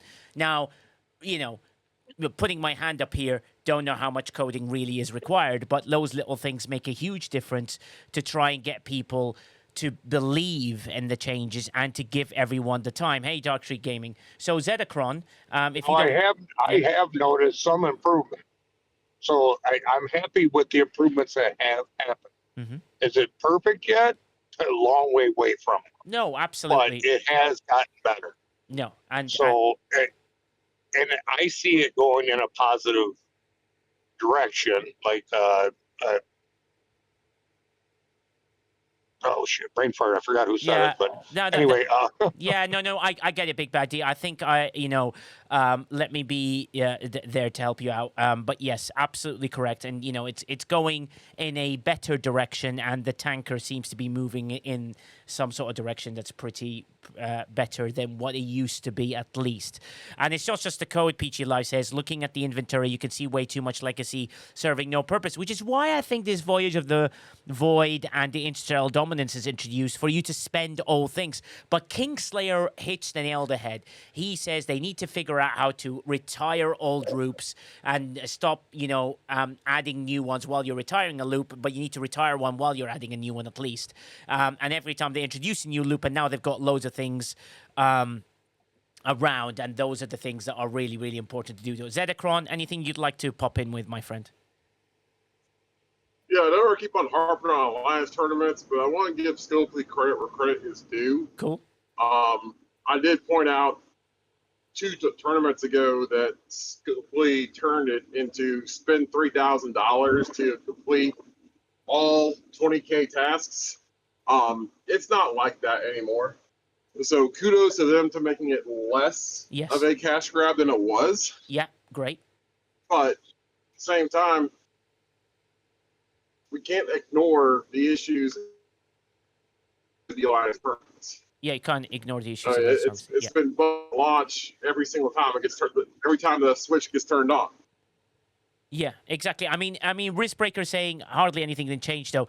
Well, Riskbreaker, I would say that the the class honors task was changed, so it's doable. The Borg parts task was changed. The Althena task was changed, so it's doable. And then with the 20Ks, the 7-star materials was changed, so you got all the legacy and the legendary materials and the 3 pulls on top. So yeah, I would say it has changed. It has changed to a better style. Can anyone do a 20K free to play unless you had choice token? Sure. That would be the way to do it. But then if you're free to play, you get limited choice tokens because you're up the top route. So I agree. But there are some changes, and we just need to point out more changes to get it better. And you can do it. I can without choice tokens or spend. Okay, great. So I think you're saying a positive thing rather than a negative thing. I just need to plan. Exactly. Thank you very much, Riskbreaker. Yeah, because you can pull the outpost one. You can pull the both outposts, and that'll be amazing. Chronox, I like a statement you said that inventory has no issue with lag, but perception does. So, in your eyes, technically, it's correct that people look at the inventory and they're like, okay, well, this doesn't affect the lag. True, but if you just do it, it makes people feel better about it, right? And that's something... that is so weird to perceive, and it's called perception. Technically, yes, it doesn't do anything. But in your head, you're going, oh, there's less stuff in the inventory. It's loading faster. And I know it sounds ridiculous, but it's how we see it. And those little, let's call I call them neuro-linguistic programming. Neuro-linguistic programming is training your brain to understand something, or trying to train the brain to make it understand something of the way where you're going to go. And that neuro-linguistic programming is perception. And if you can change the perception of people towards a specific thing and make them go, well, the inventory is less, so that means it's better, right? And I think that may not be correct technically, but visually it is. And I think that's the balance. And I think that's where you get your little wins that make no sense to them technically, but to us visually. So start giving us visual No, true. wins. Yeah, and that's But it. Yeah. I would like to give the other end, right? Sure. So suppose they would build 2, 3, 5 days on a feature that could, for some reason and for some historical reasons mostly, yeah, filter out the inventory to only the relevant items. Yes. But it's also 5 days of time that could have been spent on new functionality or bug fixes or, well, insert anything here really. Okay. Then one might wonder what would be the best way to spend the time on. And in time where priorities are being set and even almost being lived by the issues in game, I can understand perhaps why it's not done, even though it looks like a quick win. It is just not a quick win. Okay. So the swapping around that they said they were going to do of 2 things, is that zero coding? I know you don't want to answer the question Actually, because no. I know what you're saying, and actually that would be a 5-minute thing. Because And I'm you still only have against to it. swap the IDs, and that is really not much of an issue. But I can understand where you're coming from. Now, also to counter that, the inventory has so many items, and due to the fact that they connected items to events, and some even were paid events, or at least had some paid thingy magics. I don't know the details, thankfully for that. But it made it difficult to clean up because there is history related to that. Now, what they need to do is to figure out how to save this without affecting it. And yes, there are plenty of ways to do that, yet you want to do it right the first time as well here. And now again, it's the balancing of time. Will we spend time on this? Perhaps we should be, even if that is just to please the people not seeing an inventory of a gazillion items, which I feel should be done already ages ago. Yeah, true. But in the time and the issues that we have right now, I could live with another half a year or a year even later if that improves the gameplay right now. Sure, yeah, absolutely right. Like Rollapin, first time chatter, says it's easier to find something in your inventory if there's less things in it, lag or not. So that's a perception that people can look into, and I think that's and that is really important for people. They could use coders from other games as well as something that's been suggested, but they might know the game very well.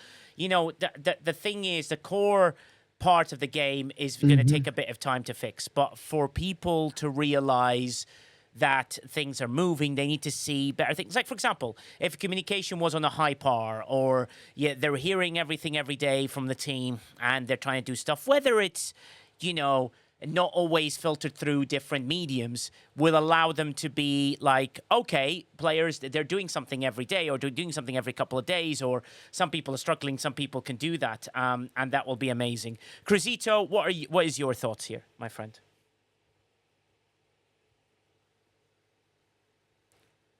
I can see you pop there. No microphone. We still can't hear you, Cruzito.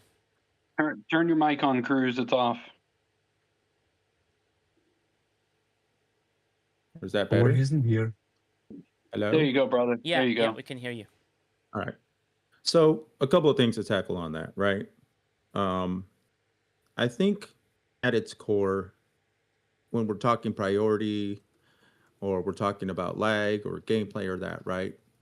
So the majority of players that I have seen leave the game are not leaving necessarily because things were too expensive or things were necessarily too grindy. A lot of players that I've talked to are leaving the game because unlike when the game launched and unlike when the game had its prime, if you will, which was during COVID, right? That was the era when this was there. Players had tons of time to just play the game.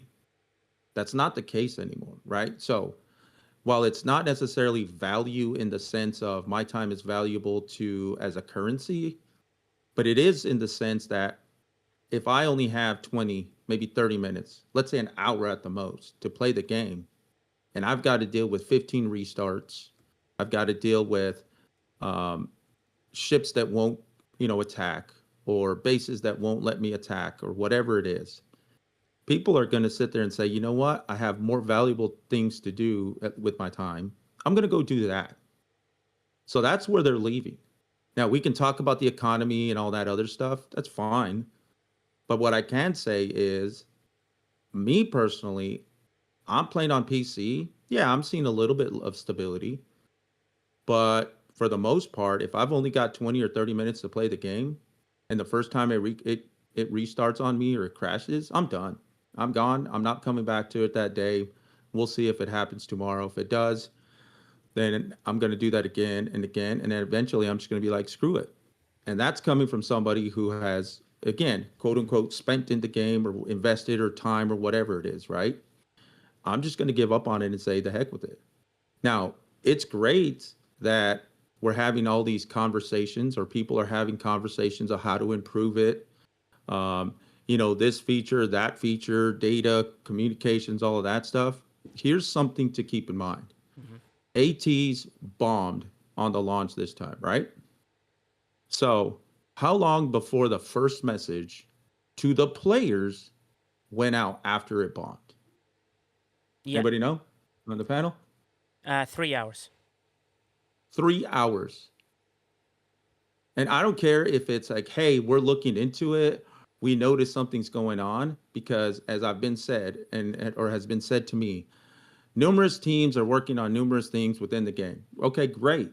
Communication should have been able to go, hey, what's going on? It's broken. Okay, cool. Let's generate something out there for the community to say, hey guys, we noticed something's going on. The team is looking at it.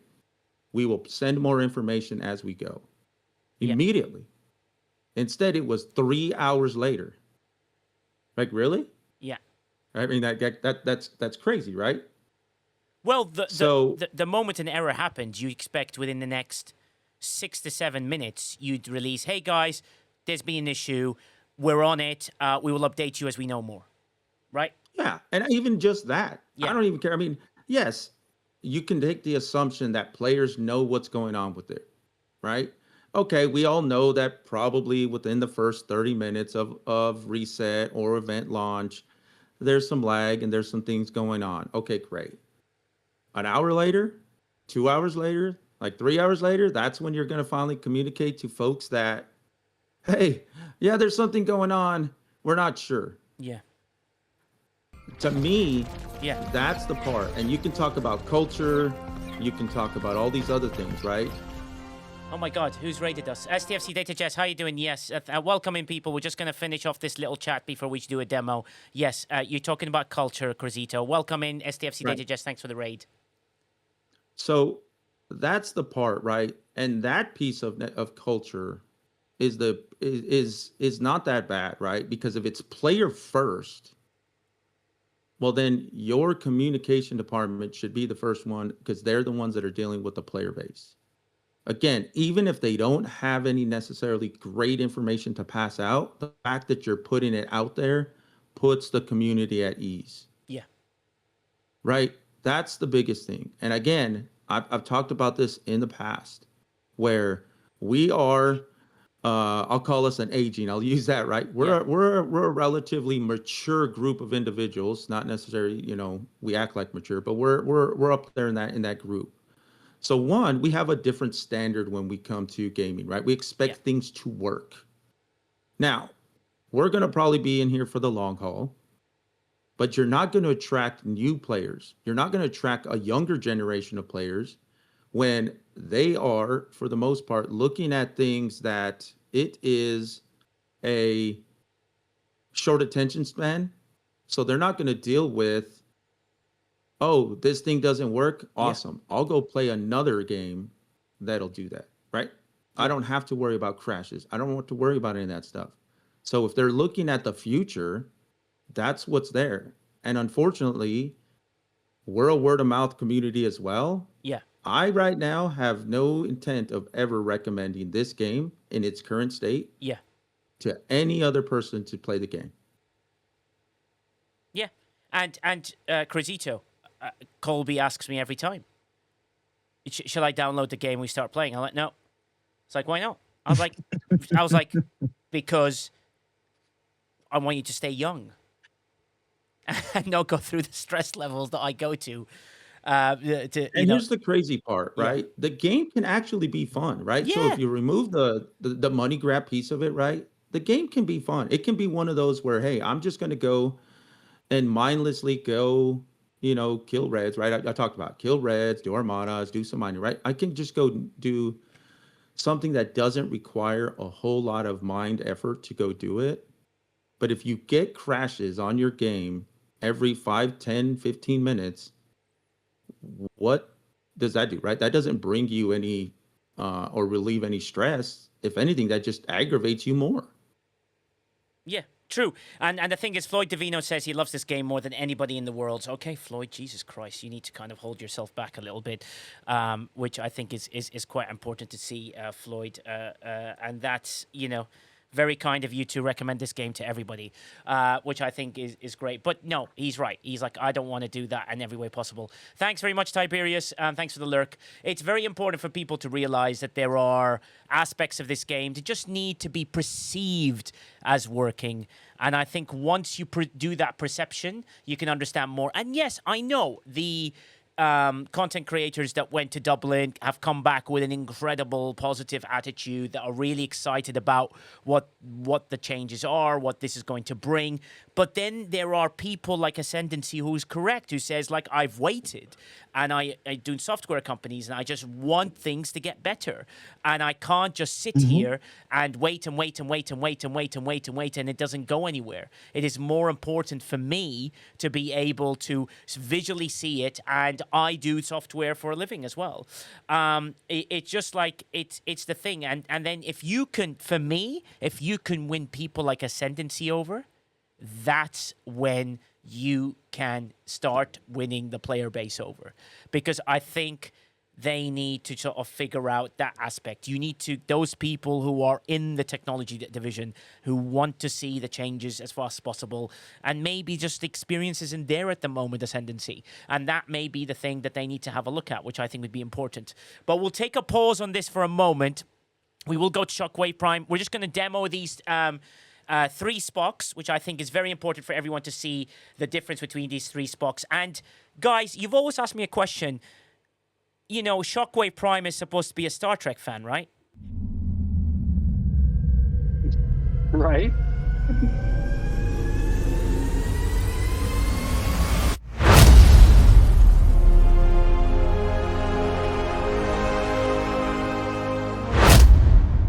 Captain, we have a new screen share. Why is he a transformer? This is Star Trek. No one is brave enough to ask. Let me try. So Shockwave, why are you a transformer if this is Star Trek? What the hell's going on? Because it's 2026 and I can identify as a transformer. Ugh, worst reply ever. Okay, Shockwave, if we can, sort of move through this. Red Ruby's laughing. What we can see is the 3 Spocks here, and we want to show people how powerful the 3 Spocks are, which I think is great. More than meets the eye. Right. Well, I've heard about big Shockwave and little Shockwaves, you know what I mean? So we'll see what happens here. So as Shockwave takes 25 years to warp here, yes, he decided not to warp it. I identify as a Mandalorian. Okay, interesting. That's a bit weird. So what I want to do is, I kind of want to set the table here. What I want to do is this. Yeah. I want to hit one of these 73s. And what's the crew that you have? Yeah. So right now I have Janeway Seska Suitor, and we can look at that. Yeah. Here in just a second when I crash and burn, because I'm going to get killed on this run. Yeah. So it's a Max Vengeance, which is, not an uncommon 73. Yeah. We have the 73 right here. We're going to see me get massively destroyed, which I do. Yeah. And what we will do is we will repair, ask for help, which we're just going to speed up. Yeah. But we're going to look at this battle report. Okay. This is where you come in as well, Quasel. This could be fascinating to see, and I wonder where the this is what. Yeah. This is what I was wanting to show off because this is something I noticed as I was toying with this crew. So let's look at this. Yeah.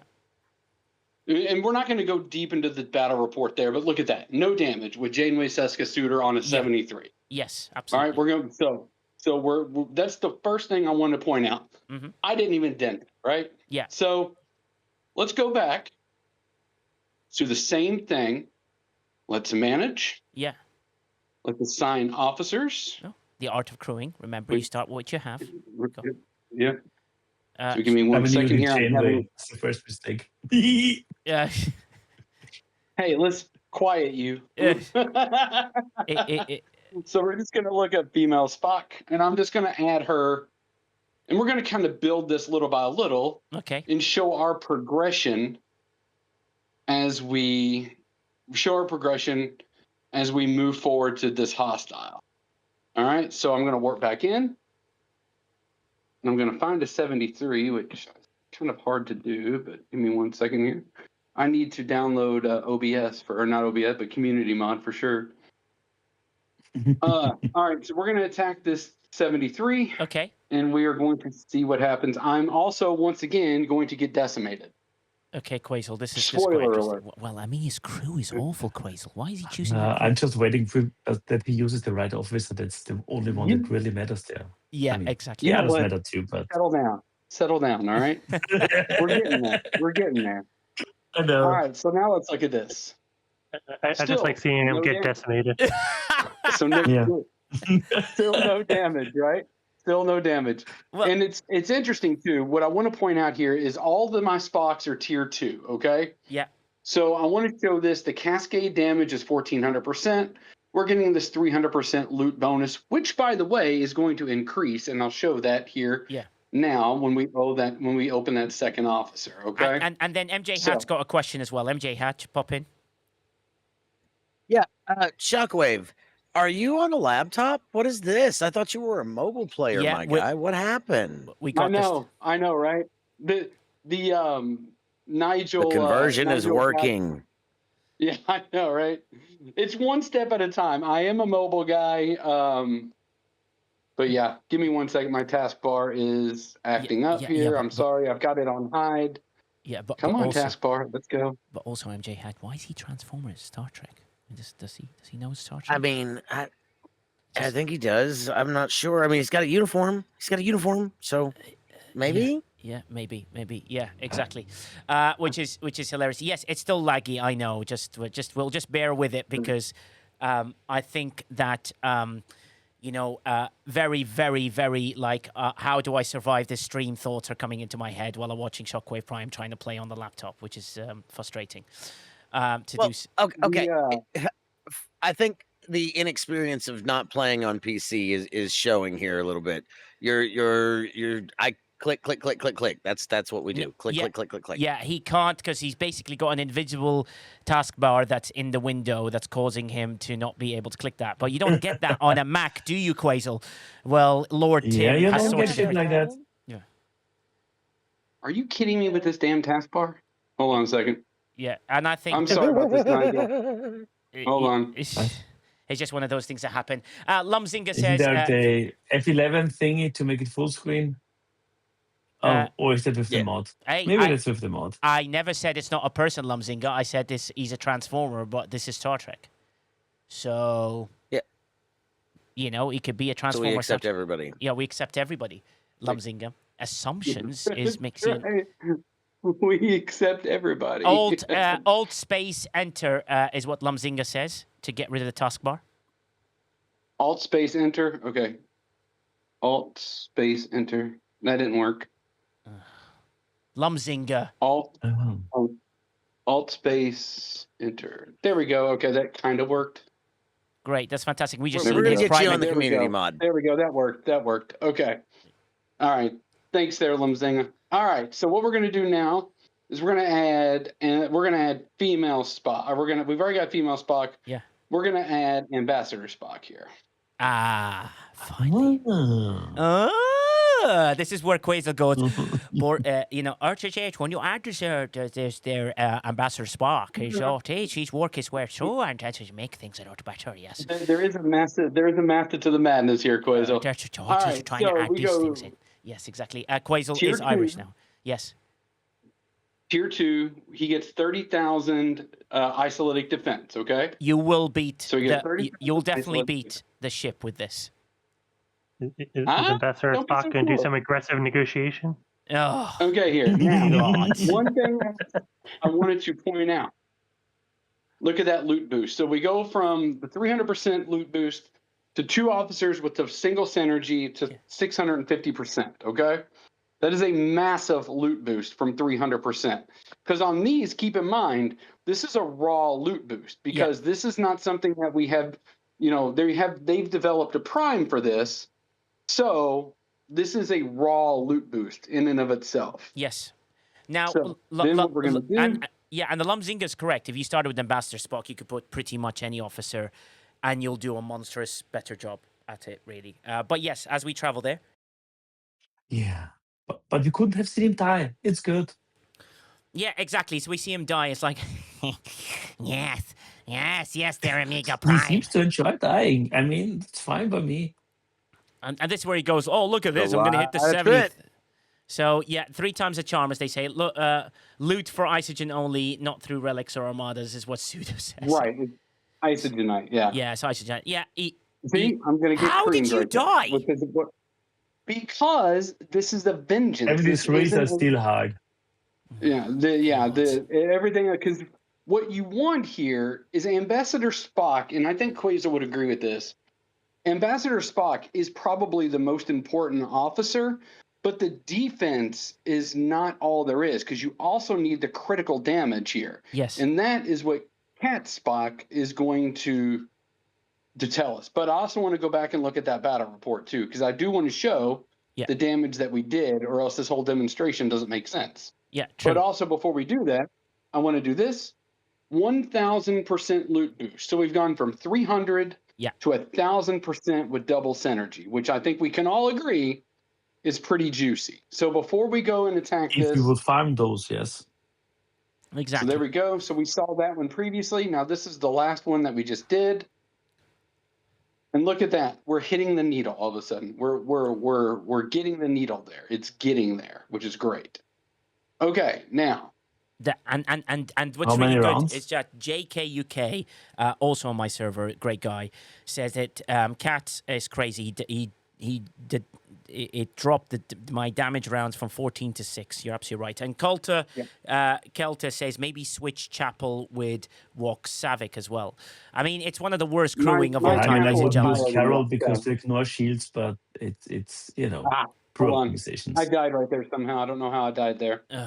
But I do want to go back and look at the damage because this is yesterday when I did this, I definitely beat that hostile. But of course, now that everybody's watching my screen, I'm not succeeding. But I do want to go back and look at that battle report because I think it will show exactly how close we were. Mm-hmm. What about your below decks, bro? Did you There we fix go. all See that? that? Yeah. Look at that. So it's right there. Yeah, that's there. a pretty good setup. It shows you that it makes a monstrous difference. But the key thing is, everyone wants to see the below decks because I think below decks, there are a few things in there, and this is where Quasar and a few people come in. Like you could see that Walk Savick would be a good replacement for Chapel. For a bit more. I don't see Belana Torres on your below deck, sir. Yeah, because of this. I'll show you why. Because of that. Oh, so he expects to get 80% chance. So there's a chance that he could lose. Wristbreaker, Cliff Notes, please. Oh my God, everyone's trying to That's why it's coming down to RNG. Yeah, it's coming down to RNG a little bit more on that. If you're really going that route, use the Enron execution post and go for the guaranteed hull bridge. Get rid of Verhoeven Carol because those hostiles ignore your shields. Yeah. And then go for more offense. Yeah. I'll go walk Scotty for the offense. And we'll take Neelix out and go Torres. Chapel stays in though because right now, because my Walk Savick does not do as much Cascade as Chapel enough. does for me right now. Yeah, because I don't have her map. And also, Stewie Doo has come up with a world-class suggestion. I mean, this is the suggestion that's going to make you win. Stewie says you need to fly into the system backwards and attack from the right.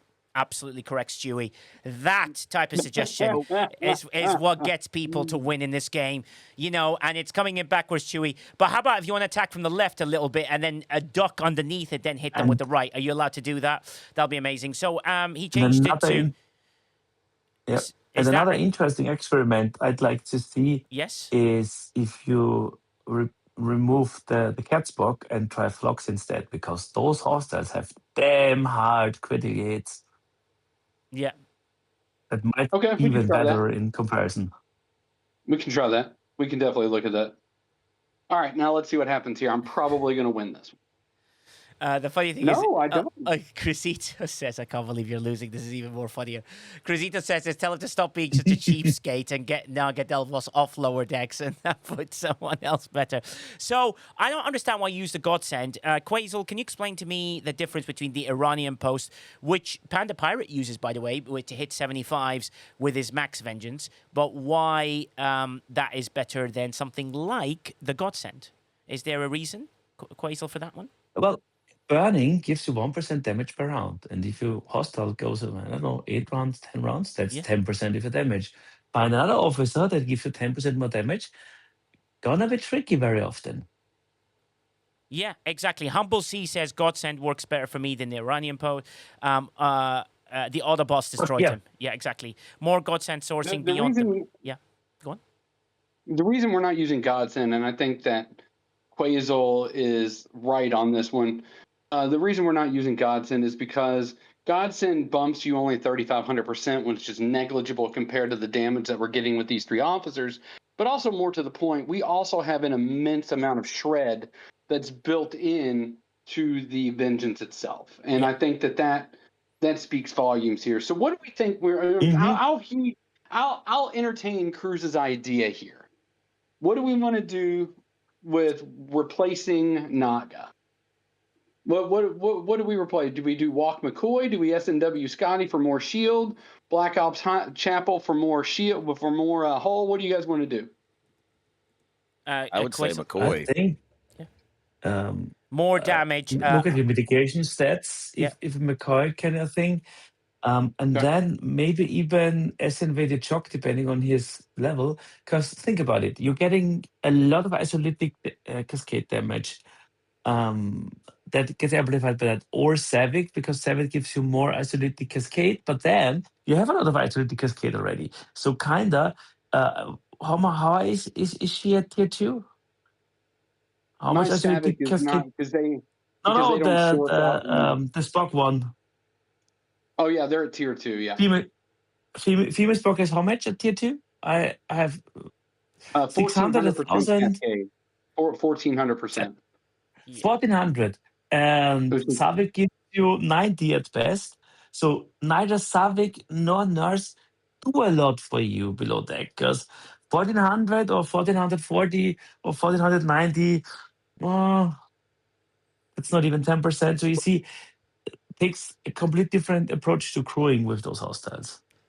Well, and to your point and Humble's point in chat too, like for Ambassador Spock being on the bridge, you don't really need Joaquin because 30,000 versus 30,400. No, that's true. That's true too. We can entertain that. So I do want to point this out. This is the experiment that one I kind of thought we might lose. This is what Quasel wanted to see. Quasel wanted to see blocks instead of cat Spock. That's what we did. As we can see, we did make a dent in it, but not close. So what we'll do is we'll repair. I'm going to go back to being a cheapskate. We'll put Naga back down below deck. I will take Joaquin out. Yeah. So and what we will do is go from there, and we'll go one more shot at this. Just because, like I said, the other day I had this one, so we were good there. So 1 second here. Did you change your fleet commanders or stuff that you? So everything, last time. Everything is set to PVE. Yeah. So it's okay. it's just an idea. Yeah. So It's just RNG. So no, yeah. I've got an idea. What you need to just sort of check as well is that you need to move. Yeah, you need to move Joachim, and you need to put like personally more critical damage or more critical increased damage. Odo becomes a bit useful. You put Kim and Neelix as well, becomes quite interesting. Or Troy. I mean, there's so many things that just give What about you. Seska? Yeah, Seska could be an option as well, suggested by Zedacron as well, which I think is amazing. I mean, with all those damage amplifying, obviously running the same issues. How many critical hit damage gives you Spocks Cat? 600 or is it 700 at tier 2? Let's look at that. So it gives you mental agility. You get oh, sorry, that's below deck. My bad. You get 10,000 critical damage, 10,000. which is enough to move the needle. Yeah, but what you need is you need the critical chance to improve so you can hit critical damage. Right. That's the key. He should be at maximum normally if he has. I'm at maximum. Yeah. Right, Because he has 22% Seska from below 16. deck and put in regular queue. We'll do. No. Leave pick Hugh. Leave pick Hugh. And take over. And he puts regular Hugh, which could be interesting to see.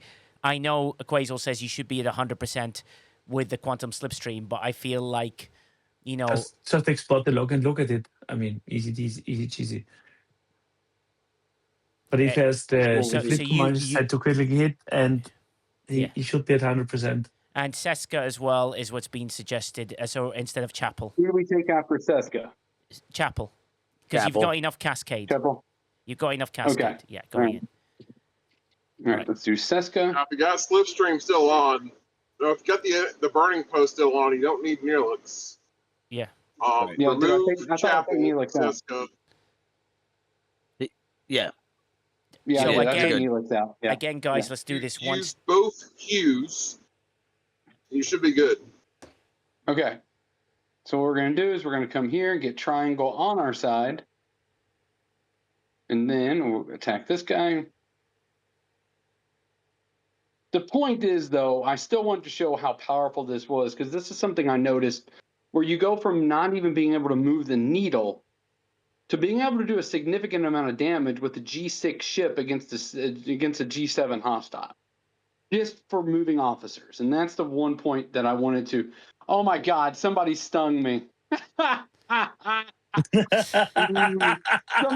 Somebody's watching the stream and is messing with me. Dice or lag? That's funny right there. Oh my God! Was that you, Sniper? I know who. Was that you? No, it's Dice. It was Simon. I transferred servers just for that. It's Dice or Laz is what it is. Come on, guys. Let me do this here. Hold on. What was it, Simon? Ghost Pepper was saying. Go on. No, he's not on my server here. All right, let's find a 73 hostile. Come on, where's one at here? You can zoom out, and you can zoom out way more than this. There we go. There's one right there. All right, attack.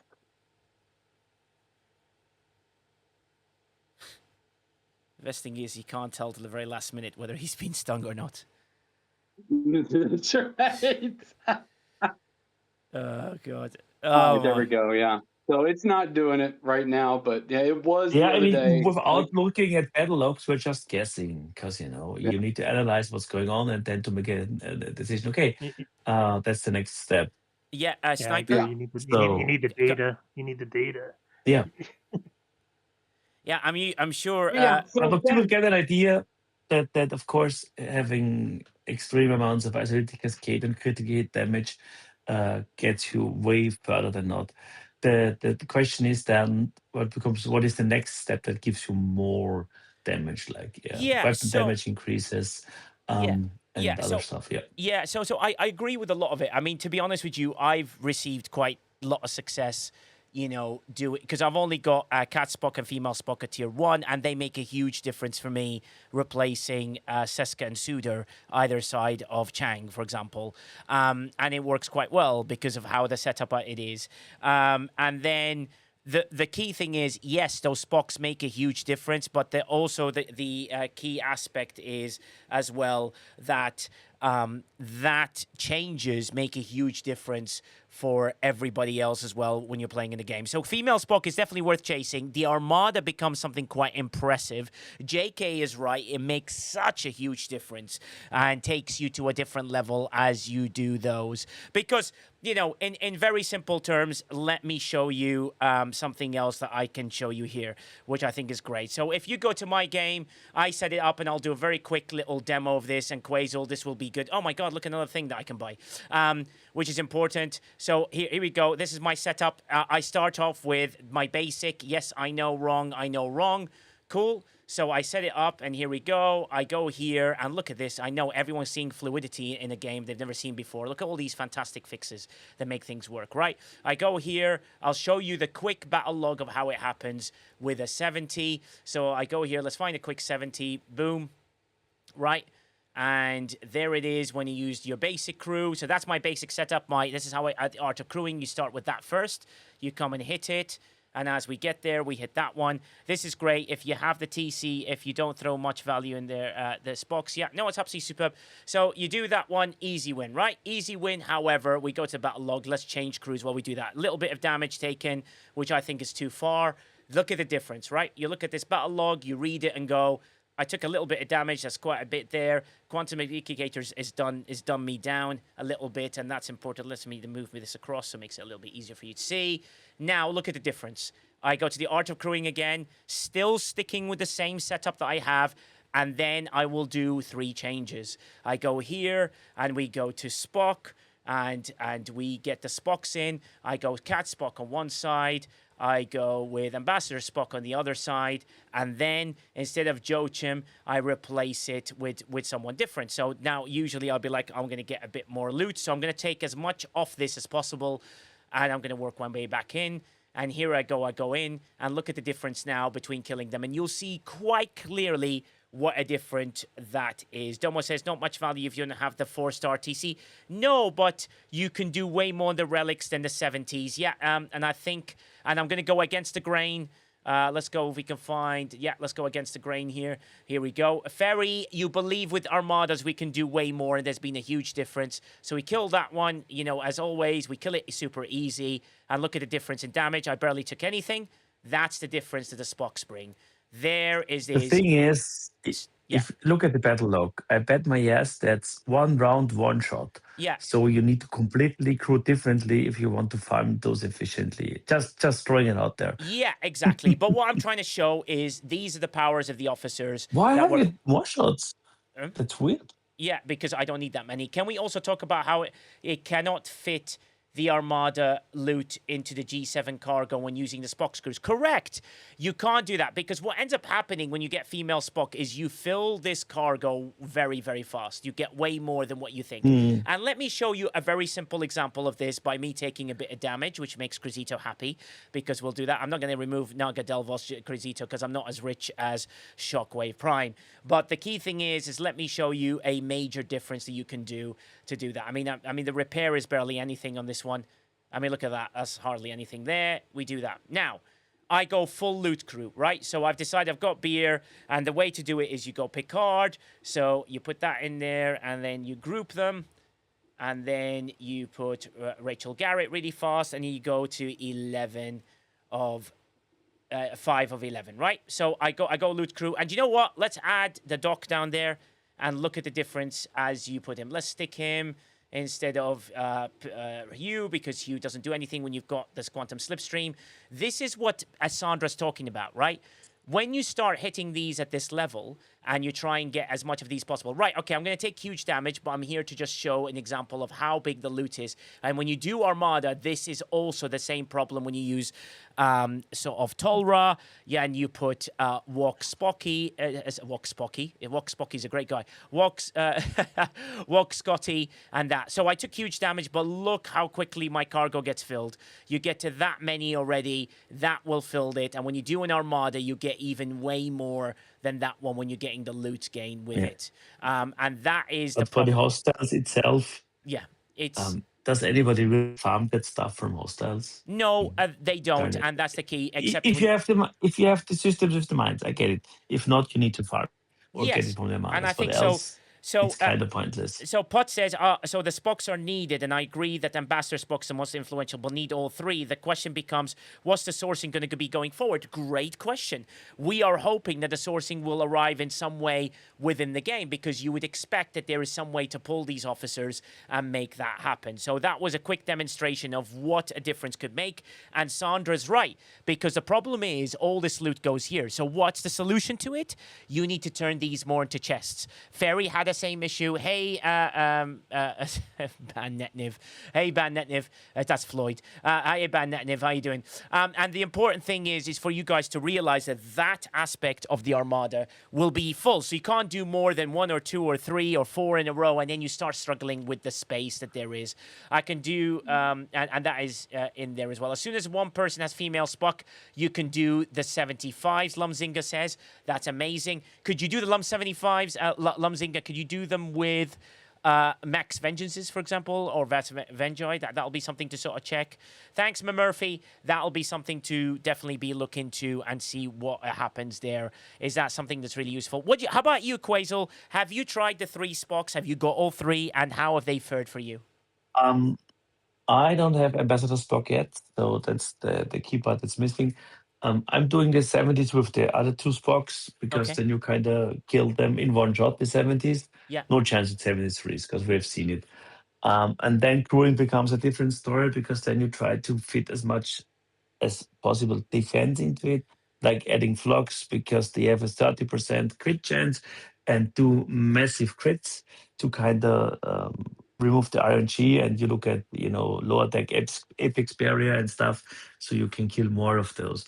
But honestly, I only kill them if there is an event for it, because else I have access to the territories, my ships are miners, and for the 75s armadas, that would become interesting to have the ambassador, especially the ambassador, to kind of last longer, because we could kill them with like 1 or 2 people having one of the damage officers, like female Spock, with boosts and a few vengeances,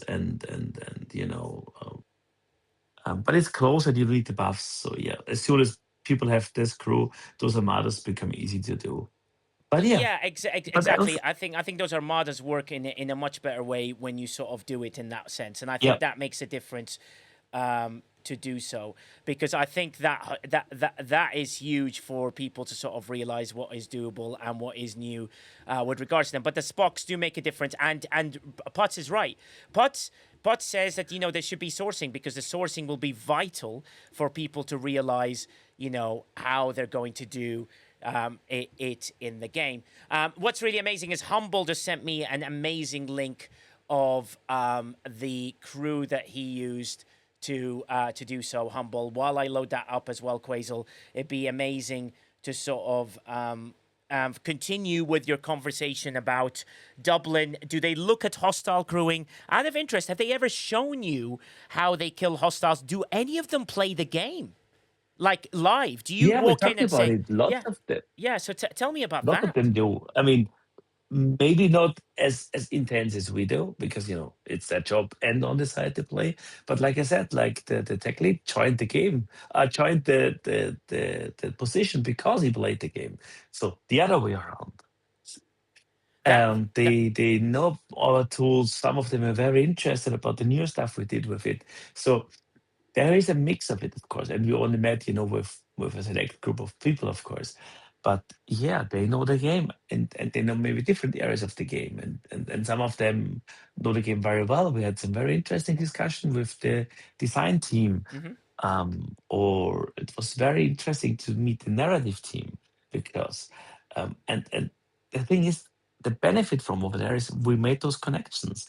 And I should be put into contact within the next few days with one of them from the narrative team, because they are working on a project to improve the officer descriptions. Okay. And Studo and me are kind of doing that too.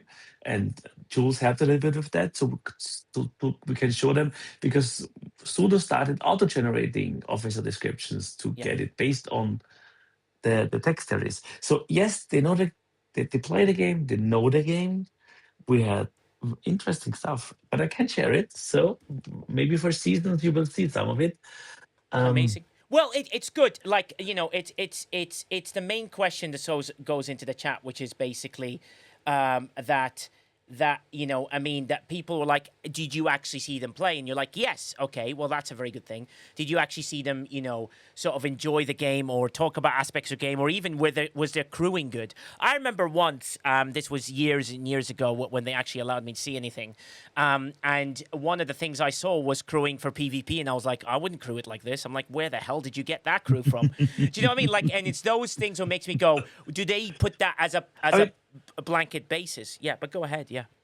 I didn't see them crewing. I wasn't paying attention as much to what's on the game, but I saw some of them putting out their phones like we do on the side. Yeah, you know, let me quick check in game something ish. Yeah.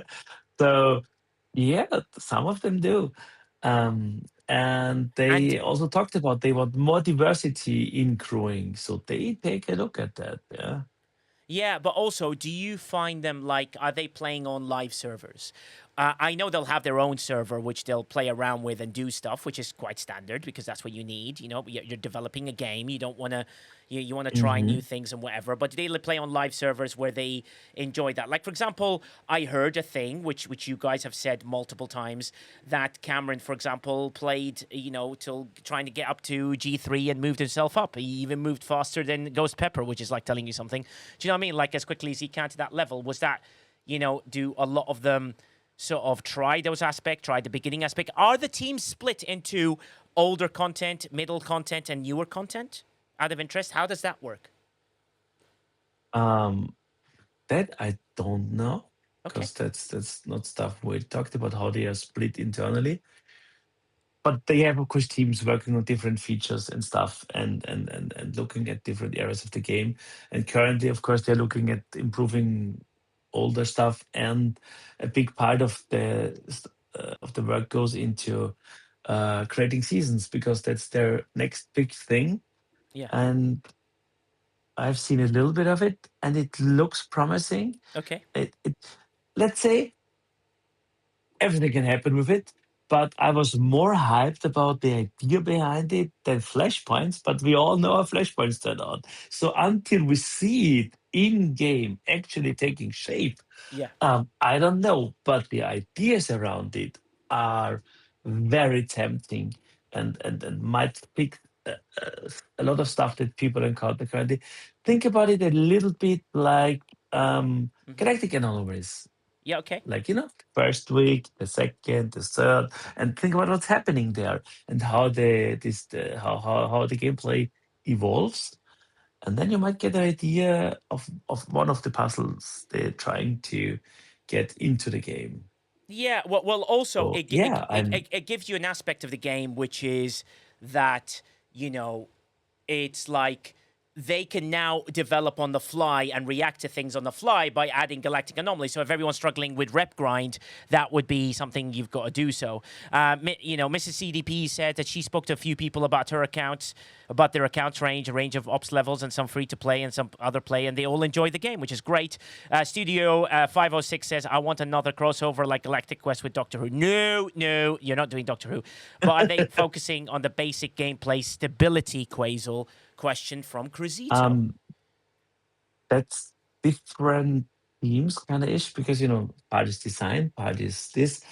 Then there's tech, and they have several projects running. Like, one of them was delayed. You can read, I think, the announcement today or yesterday. Yeah. They have improved the server transfer stuff. Yes. Like, so it's gonna be more instant, because like incursions is in the end the same thing server transfer wise than the whale. Like you're changing to another instance ish thingy, and they're working on making those transitions even quicker, better, and more stable. Yeah. So So the answer is yes, technically, because because they're working on those basics that we've always said we want to say. To try and get across to those stability and be able to move between things quite easily is quite vital. And I think that happening is a very, very good thing. But also, Quasel, while we have you here, and one thing I want to show, before it gets a bit too late is, hey guys, I'm going to show you on screen is what Humble did. Look at this. Humble defeated 73, right? This is his first attempt with that. The crew he used is this, Quasel, by the way, which I think is quite interesting. He uses obviously the 3 on the top, but look at the differences. He put Cat Spock in the middle for some strange reason, and I don't know why he did that, but Humble, that's something for you to explain to. Because he likes cats, isn't it obvious? And Humble just went, I keep losing this battle. And I just went, well, you put Cat Spock. Oops, Humble says, okay, so he's going to try that. Did that give him 9 lives and 9 tries to win? Well, he beats. The one thing I want to point out is little Humble's little vengeance managed to defeat the 73 without any problems. Do you know what I mean? And he's still winning. Yep. So why is he winning because of that? I think that below deck is quite interesting. Quasi is an interesting choice. Neelix and Kim is a very good choice with Taurus. You've got the 3 effects, and he's gone full Cascade with Wok Savick and Chapel, which I think is very important to do so without any problems. I'd swap out Quasi because need the epic. Quasi the epic threat, correct? Below deck. Yeah, exactly, because he's not a transformer. That's the thing. Exactly. What's the tech? What's with the tech that's having 3 state officers? Well, basically, let me explain to you. Kim, because of FC Kirk, leads you to be able to do some critical damage with morale boosted.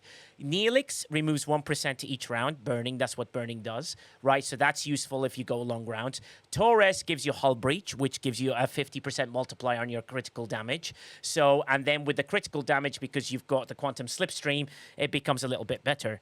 And that shows that, and Cruzito says, now Humble C is the real not Timu version like Shockwave, which I think is quite funny. But Humble, once you fix that up, I bet they'll make a huge difference. No, what forbidden tech is he using? Great question.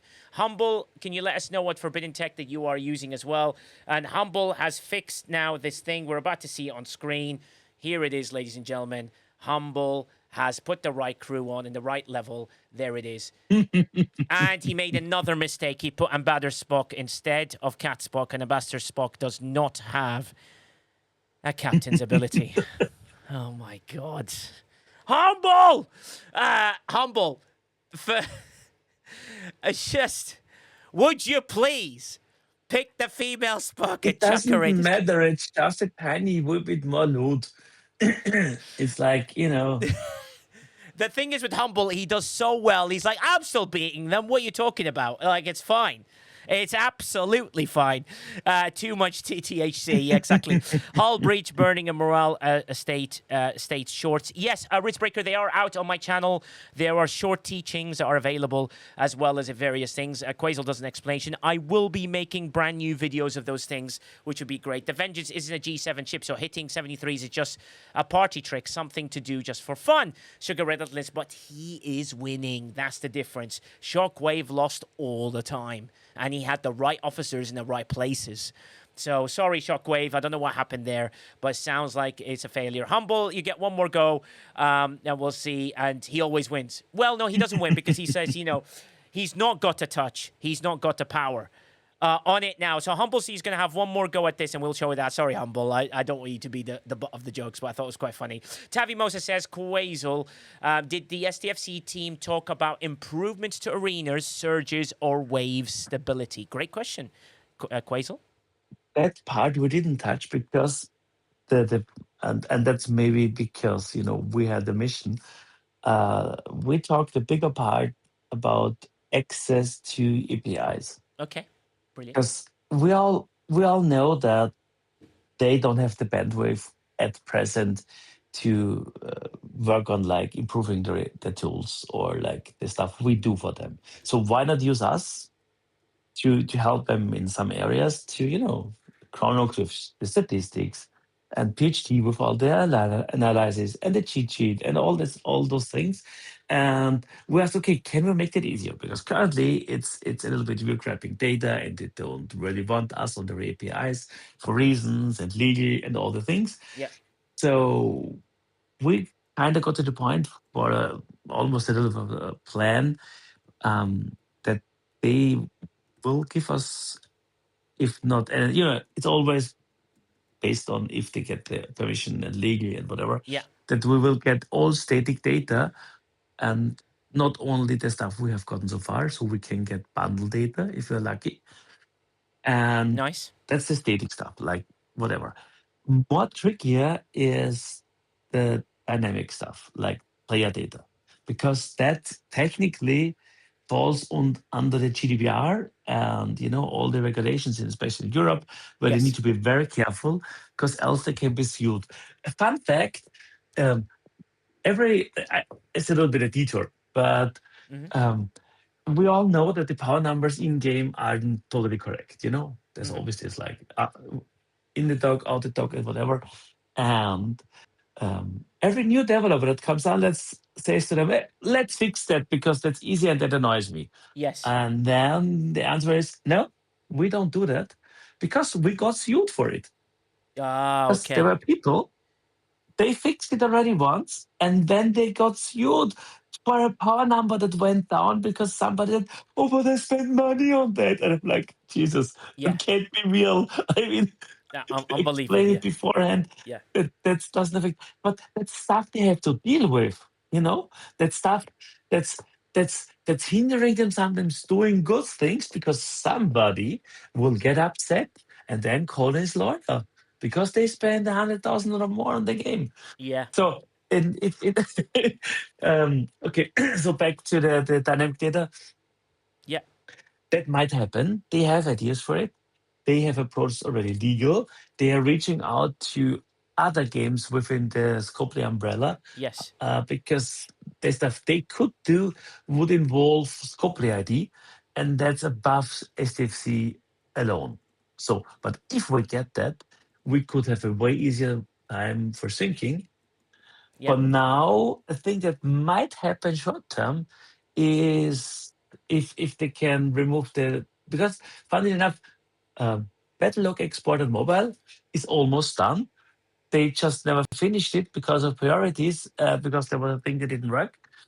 And that might be back on the table. At least we made a very good argument of it. Interesting. And if another thing which got me really interested is they're considering maybe Yes. linking outside the games for further information to the tools we created. Okay. So Great idea. like we have the mission data outside and then get a link to STL space. That's a consideration. Cam kind of said, yeah, let's do that. Why not? Because those things help people understand the game. So lots of interesting things happened over there. Yeah, nice. And we Well, will see what's going to happen. yeah, well, STFC.phd is already sensational, right? Like, so Yeah. you guys adding all those details is your determination to always evolve and never stop and never take anyone for granted. And the way you guys do the Yeah. site is fantastic. And the way you guys, you do everything. And you're just trying to get even better stuff, so you're not converting things every which way, sort of thing, which I think is very, very important to do so. And that is great. So appreciate Sudo, you, Chronox, Lightbull, and the rest of the team, and how much effort you put in. And this meeting would have mean that it might open a few things that I think are quite vital to that, which I think is great. But also, Quasel, just to show you as well that even with the change and the officer in the right places, you can see that Humble still defeated that with the right officer in the right spots. Remember, his below deck setup Yeah, is... party time. Yeah, his below deck setup is this. Now, obviously, Quasel's questioning this one a little bit, and we'll see how that goes. But he has put it in the right level. But look at the difference. Barely any difference. Look at that. That is with the right officer in the right places. This one with a no captain's ability. And the difference is very... That's just RNG difference. Yeah, RNG difference, including StatSpock, which shows that, with this below deck setup, this is the one to aim for anybody in the game and having to go though. And I think stay humble, Shockwave, is what Studio 506 just said. Absolutely incredible that they did that. It is superb in that one. So yeah, Quasel, it shows. Thank you, Humble, for your kindness and brilliance. All of these are in 4 rounds, so it shows that he is very even in doing so, and that is really important to get everyone there. And I think it's very iconic that it shows that the Spocks are really useful, Quasel, and they make a huge difference in the game, which I think is really cool. But, you know, hopefully, with whatever's coming next, Quasel, it sounds like you're positive about everything, which I think is great. Yeah, I mean, you know, I bet my ass Pats might buy the next Battle Pass. Well, he said he would. You know, he said if Yeah, because- he said if the Battle Pass has the same amount of choice tokens for everybody else, and everything works out in the way that he says, he is definitely in on doing so. So fingers crossed. I'll tell you a thing. We will be seeing even more choice. Can you believe it? More. I don't know what more choice More looks like choice. because I've been restricted so much in my life that I don't even know what more choice is. so when you say more choice, I'm I like, can't tell you more either, but I'm telling you more choice.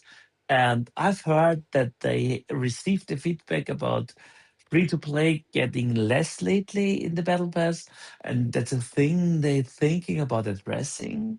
Yes. So I'm really gonna be interesting how the Battle Pass next month will reflect to players, because Cam had a mission. He said he wanted to make the Battle Pass irresistible. Irresistible is a Let's great see if word. it works. Exactly, the irresistible force, which would be amazing in that one. Daystros, I'd write you to write the word Sadhausen. But Quasel, thank you so much. And thanks everybody for quite an intense but yet brilliant stream. But shows that there is frustrations that people want, but also the goodness that it brings. Mufasa, anything you'd like to bring in before I switch over to Marbles? I've seen you on the panel for a while. Anything you'd like to add into this mix as your last few bits? Mufasa is muted in 5, 4, 3, 2, 1. Sniper, any last thoughts? Oh, Mufasa's up. Here we go. On point. Sorry, I was up, messing with my You were daughter. doing She just sit-ups. got Sorry, home yeah, from you're school. doing sit-ups. Yes, understood. No, my daughter's gone from school. She just started. So, anyways, yeah, so things are coming up and stuff like that. I mean, honestly, I know I haven't said a lot during the stream itself. Yes. And I've said a lot in the actual text chat. Yes. You know, as far as change in the game, you know, if we see change, if we don't see change. And I'm going to rehash on that real quick. A lot of things that people are talking about as far as not seeing change, I've noticed is the performance, you know, the lag, the game stability. And yeah, we haven't seen a lot of change on that at all. But we can't, when we look at just that, Yes. you know, we narrow down what the devs and Scopely are actually doing. You know, they are actually making changes in the game, fixing events and things like that. Do I feel they should focus on the events more than the performance? No, I don't. You know, the performance and the lag is what's running players off, which we've heard throughout the stream. Is if they fix the performance, if they fix the lag, yes, the overall feeling of players, the sentiment itself would improve 1,000%. Yes, agreed. You know, and I'm hoping and praying, you know, truly understand that and start working on that and fixing that. Yes. So that players, when they see change of that nature, they go, oh, now I see it. You know, because they're seeing what they want fixed and want changed instead of what they are changing, which is helping the player base in the long run by, you know, fixing the economy in the game, fixing the events in the game, fixing the rewards that we get and things like that, which is nice, you know, because they are listening to players about that, because players have mentioned, hey, these things are a problem also. And I feel like these are the easier changes for them to do versus fixing the lag and the performance. So we just got to give them time for the lag and performance to get fixed, because that has been an ongoing problem for years. Yeah, true. You know, it's not just something recent. Yeah. So I just want to leave with that and everything. Yes, they're making changes. Let's just hope that the performance and, you know, lag is actually at the top of their list. And when M95 comes and everything, hopefully that is actually resolved. Yeah, fingers crossed on that one, which I think is very, very vital as well. Hey. Thanks. Yeah. Hey. You are right. You are right, Mufasa. That's absolutely brilliant. Thank you, guys. What a panel on that. Sniper, as I switch across to marbles, any last thoughts on this and get people to start putting exclamation point play in a second as well? Any last things, Sniper, as we get ourselves through? Yeah, just quick last thought. Like, I think, one area we have seen some improvement in, and I will give props for, and I have in the past, is we have seen, things like changing back to the old recruiting method and, Yes. changing back some things and adding more value to the battle pass, right? So we Agreed. have seen little indications of design and event rewards that have changed and improved. So I'm hoping that we continue to see that we don't do a like one step forward, two step back kind of Oh, thing. yeah, I yeah. think That's if the last we, thing we need. Yes. I think if Quasel is right and we have a valuable battle pass next time and we have more choice, I'll echo my brethren who are not still on the panel here. But this is the strategy game, right? We want Yes. choices so that we can build our strategy and make decisions a and great not just plan. not just roll the dice, right? Yeah, So exactly. I think if we see more of that in the game, we'll at least from that aspect of Yeah. the game, Yeah. we'll feel a much more positive feeling. So 100%. I'm looking forward to seeing if next month or next arc is replicates and improves on that. Yeah, true. I mean, we are seeing a slowdown of information, a slowdown of things, and I think that's really vital. Exclamation point play, people, while you're listening, and we're getting the final thoughts. Panda Pirate had made a final thought. A lady command says the complaints about support tickets, then the close never report help. This has been a back swing of what happening, but I think they've sorted most of it out now, Lady Command. I think things have changed. Panda Pirate had a final thoughts. He says, nobody ever thought we would get this far. You are proof that everything is possible if players want it. Am I? Remember, changes only come if voice the players and the players keep pushing and following up for accountability. Warp speed ahead. Thank you, Panda. Always very kind words. Never needed. Much appreciated. And thanks for that. And then Amiga Prime has cheered for Colby, and that's really kind of him as well. Quasel, I think we're in a good place. I think that we just hope that the next revolution will move, and we'll see how it goes. I wanted to throw in. Sorry, Quaso. Sorry, go ahead. No, go ahead. You had the word in for a long time. I had a call that was scheduled to start at 5, so I just hop off I want to head over here. I want to apologize to everyone that I wasn't able to kill the hostile like I did yesterday, but I wanted to say the intent of what I was showing and demoing was showing that with just that simple crew, you can take a G6 ship and you can kill the 73.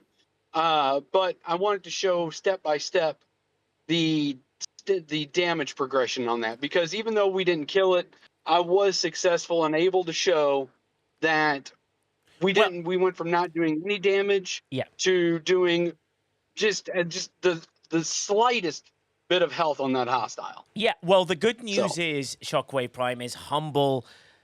Even put the officers in the wrong order and still defeated the 73s with a max vengeance, which I thought was quite funny. There you go.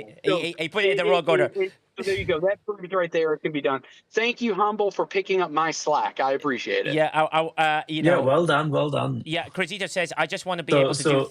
I just want to be able to do things in the game, Nigel. Right now, it's hard to do it with all the tech issues. The design is not the issue per se, but technically it is. Yes, Quasel.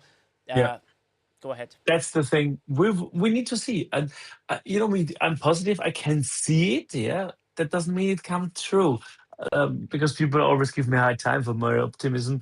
That's just because I can't change things. The only thing I could change is stop playing the game, and I don't want to. Yes. So I find my life way easier looking at the things that's looking in the right direction. And currently, I see way more positive stuff. I know people don't see it. They don't have the privilege to visit them and to see in person how much those people that we had the opportunity to talk to care about the game, because they took time. I mean, some of them had vacations and stopped in for 2 days. I don't know if they were forced to or not, but that's beyond the point. They engaged with us.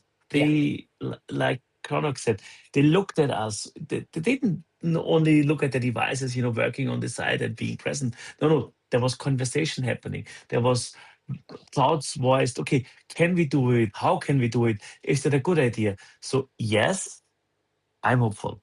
Yeah, And exactly. on that note, have a good night. Yeah, have a good night. Exclamation point play, Bye ladies and bye. gentlemen. Let's kick us off. Here we go. I'm starting the race. You've got 876 exclamation point play. Don't miss out. To win a mug from stfcbriefings.com.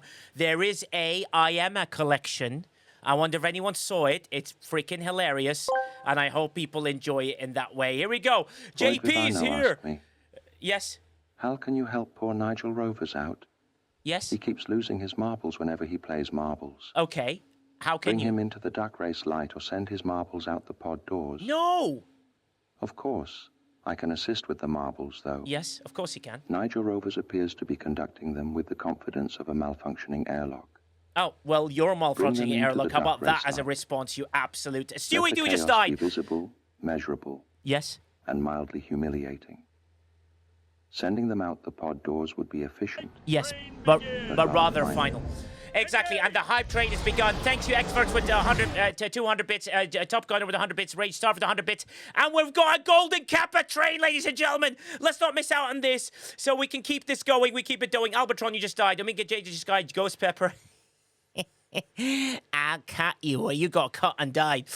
Cotton Tail just died. Jacob J just died. Ethan just died. Studio DM me has just died. Remember, to win, all you have to do is be following the channel to do so. And here we go. 50 bits by Cruzito, 100 bits by Cotton Tail, and 100 bits by Sherlock Holmes. As things going, Simon says you just died. Why did you just die? Sniper with 5 gifted. Thank you so much for your 5 gifted. Keeps the Golden Kappa train going. This is a really rare moment that we ever get a Golden Kappa train. Take advantage of it. You get the super duper awesome emote, which is fantastic. You can share on Ultra Stream and tell him, haha, I got a Golden Kappa. Nutsa, you've got an easy win here. Professor Watts, the Swiss man with a plan, comes right behind. Professor Watts just goes way ahead and says, no, Switzerland is not in the middle, and they're going to win in this one. Red Rum Ruby's got a chance here. Yeah, hype train, new level. Go, go, go, go, go. Milk Troy, who's going to get past? Professor Watts, the Swiss man's got a chance. Milk Troy has got a chance here, but it's still, you need a bit of pace to get round this. Are you going to get past the boom, boom? And he did. Professor Watts, this is your win. And Professor Watts wins again. Congratulations, Professor Watts. You are the winner of an SDFC Briefings mug. Congratulations, my friend. Let's get a prediction out there, MJ Hat, for the very, very next one as well. Congratulations on the win, Professor Watts. You are the winner. I know stream stickers are not working at the moment, Benny Hills goes. I do apologize for that one. I will sort that out. Thank you so much. Professor Watts, you won again. You get to choose now. I Am a Trekkie collection is out, which I think is quite a great collection with that one. Congratulations, Professor Watts. Yeah, there's a lot more that's been added today, so you can have a look at some of the wonderful marbles. We are dying at the way, whether in Glamorous Defeat, exactly with that one. Let's get a prediction out, please, MJ Hat, while we wait for the ads to end in 22 seconds. So, we only need 4 subs to get us to the next level of the Golden Kappa train. It's quite rare to having Golden Kappa, so keep on in, ladies and gentlemen. Bring it in. Tell your friends, tell your brothers, tell your sisters, tell your mothers. Get everybody in here. Floyd Davino with 100 bits. Hausen! Floyd Davino sending 100 bits to send it. And the predictions out there. Get your prediction as well. I'll give you the time. Don't worry. There is still plenty of time to be able to do both. We've got 2 minutes and 45 seconds left in the hype train to get 4 subs. 4 subs to get us there, or the amount of bits is 1.6k bits, which is absolutely awesome. So come on in, people. Get yourself in there. Exclamation point play, exclamation point play. Let's get as many as possible. Let's keep things going and see how it is. Well done, people. Come on in, come on in, come on in. Exclamation point play, exclamation point play. Don't miss out. You have a chance to win. Nuts, gifted a tier 1 sub to the community. Thank you so much for doing so. That is really kind of you, Nuts. That's gifting a tier 1 sub. That's really awesome. Thank you, thank you, thank you. Exclamation point play. Don't miss out, people. Exclamation point play, exclamation point play. Don't miss out, don't miss out. No, Badhausen. Sherlock Holmes is now being registered for non-existent duck race. Play 1, interesting. You've gone for the I there, a Boldron. Are you trying to say that I see what you're trying to do there? Come on in, exclamation point play. Keep it going, my lovely friends. Exclamation point fly, view, lovely to see you, my friend. Let's keep it going, keep it going, keep it going. Let's see how we do with this one. Not more to know. Exclamation point Geode. Well, that's never going to happen, is it? A Q-Dog be lurking. I've got no chance here. 3 subs or 1.1k bits. What, 1 minute, 40 seconds left on the hype train. Let's go. Here we go. I'm pressing start. Exclamation point play. Don't miss out. Don't miss out. Miss out. Anyone? Any more for any more? Don't miss out on this one. Here we go. 3, 2, 1, and we get going. Malroy, I don't know if you made it last minute. Here we go. The race begins. Work its way through. Mufasa's in the lead, but Cruzito's 50 bits have thrown absolute havoc, and Rage Star's 50 bits has also done that. But Mufasa's like, haha, I've dodged you all, bitches, and he's gone way ahead. John Deere is happening here, but did someone fall into the lead? No, they didn't. They had a chance here. Yes, they did. Phantom Unicorn just fell. I saw that fall from afar. Phantom Unicorn's got way ahead. Phantom Unicorn, something's got to throw some bits here, try and cause some havoc. X-Force and Sammy Stitch are trying to cause something here. Phantom Unicorn's going to win this. What a win for Phantom Unicorn. Someone's got to stop him. This cannot be happening. Phantom Unicorn. It's away. Phantom Unicorn. Oh my God, he's got stuck on Snicket. Phantom Unicorn. Phantom Unicorn is the winner with... Oh my God, this could be a big win. This could be a big win with only one finisher. It could be 30 seconds left on the hype train. Anyone wants to get us to the next level? We haven't got much to go. 30 seconds left on the hype train. Yeah, let's go, let's go, let's go. Come on, get us to the next level. Oh, we don't want to stop the giveaways now. If someone can get us there, that'd be amazing. Go, go, go, go, go. TCB Hawks and everyone else, but a record-breaking Phantom Unicorn is the winner. Congratulations. I know what a win that is. We got 15 seconds on the hype train. Anyone want to put the last couple of subs in? Last couple of subs. So what do we need? One sub or 500 bits. One sub or 500 bits in 5 seconds. One sub or 500 bits in 5 seconds.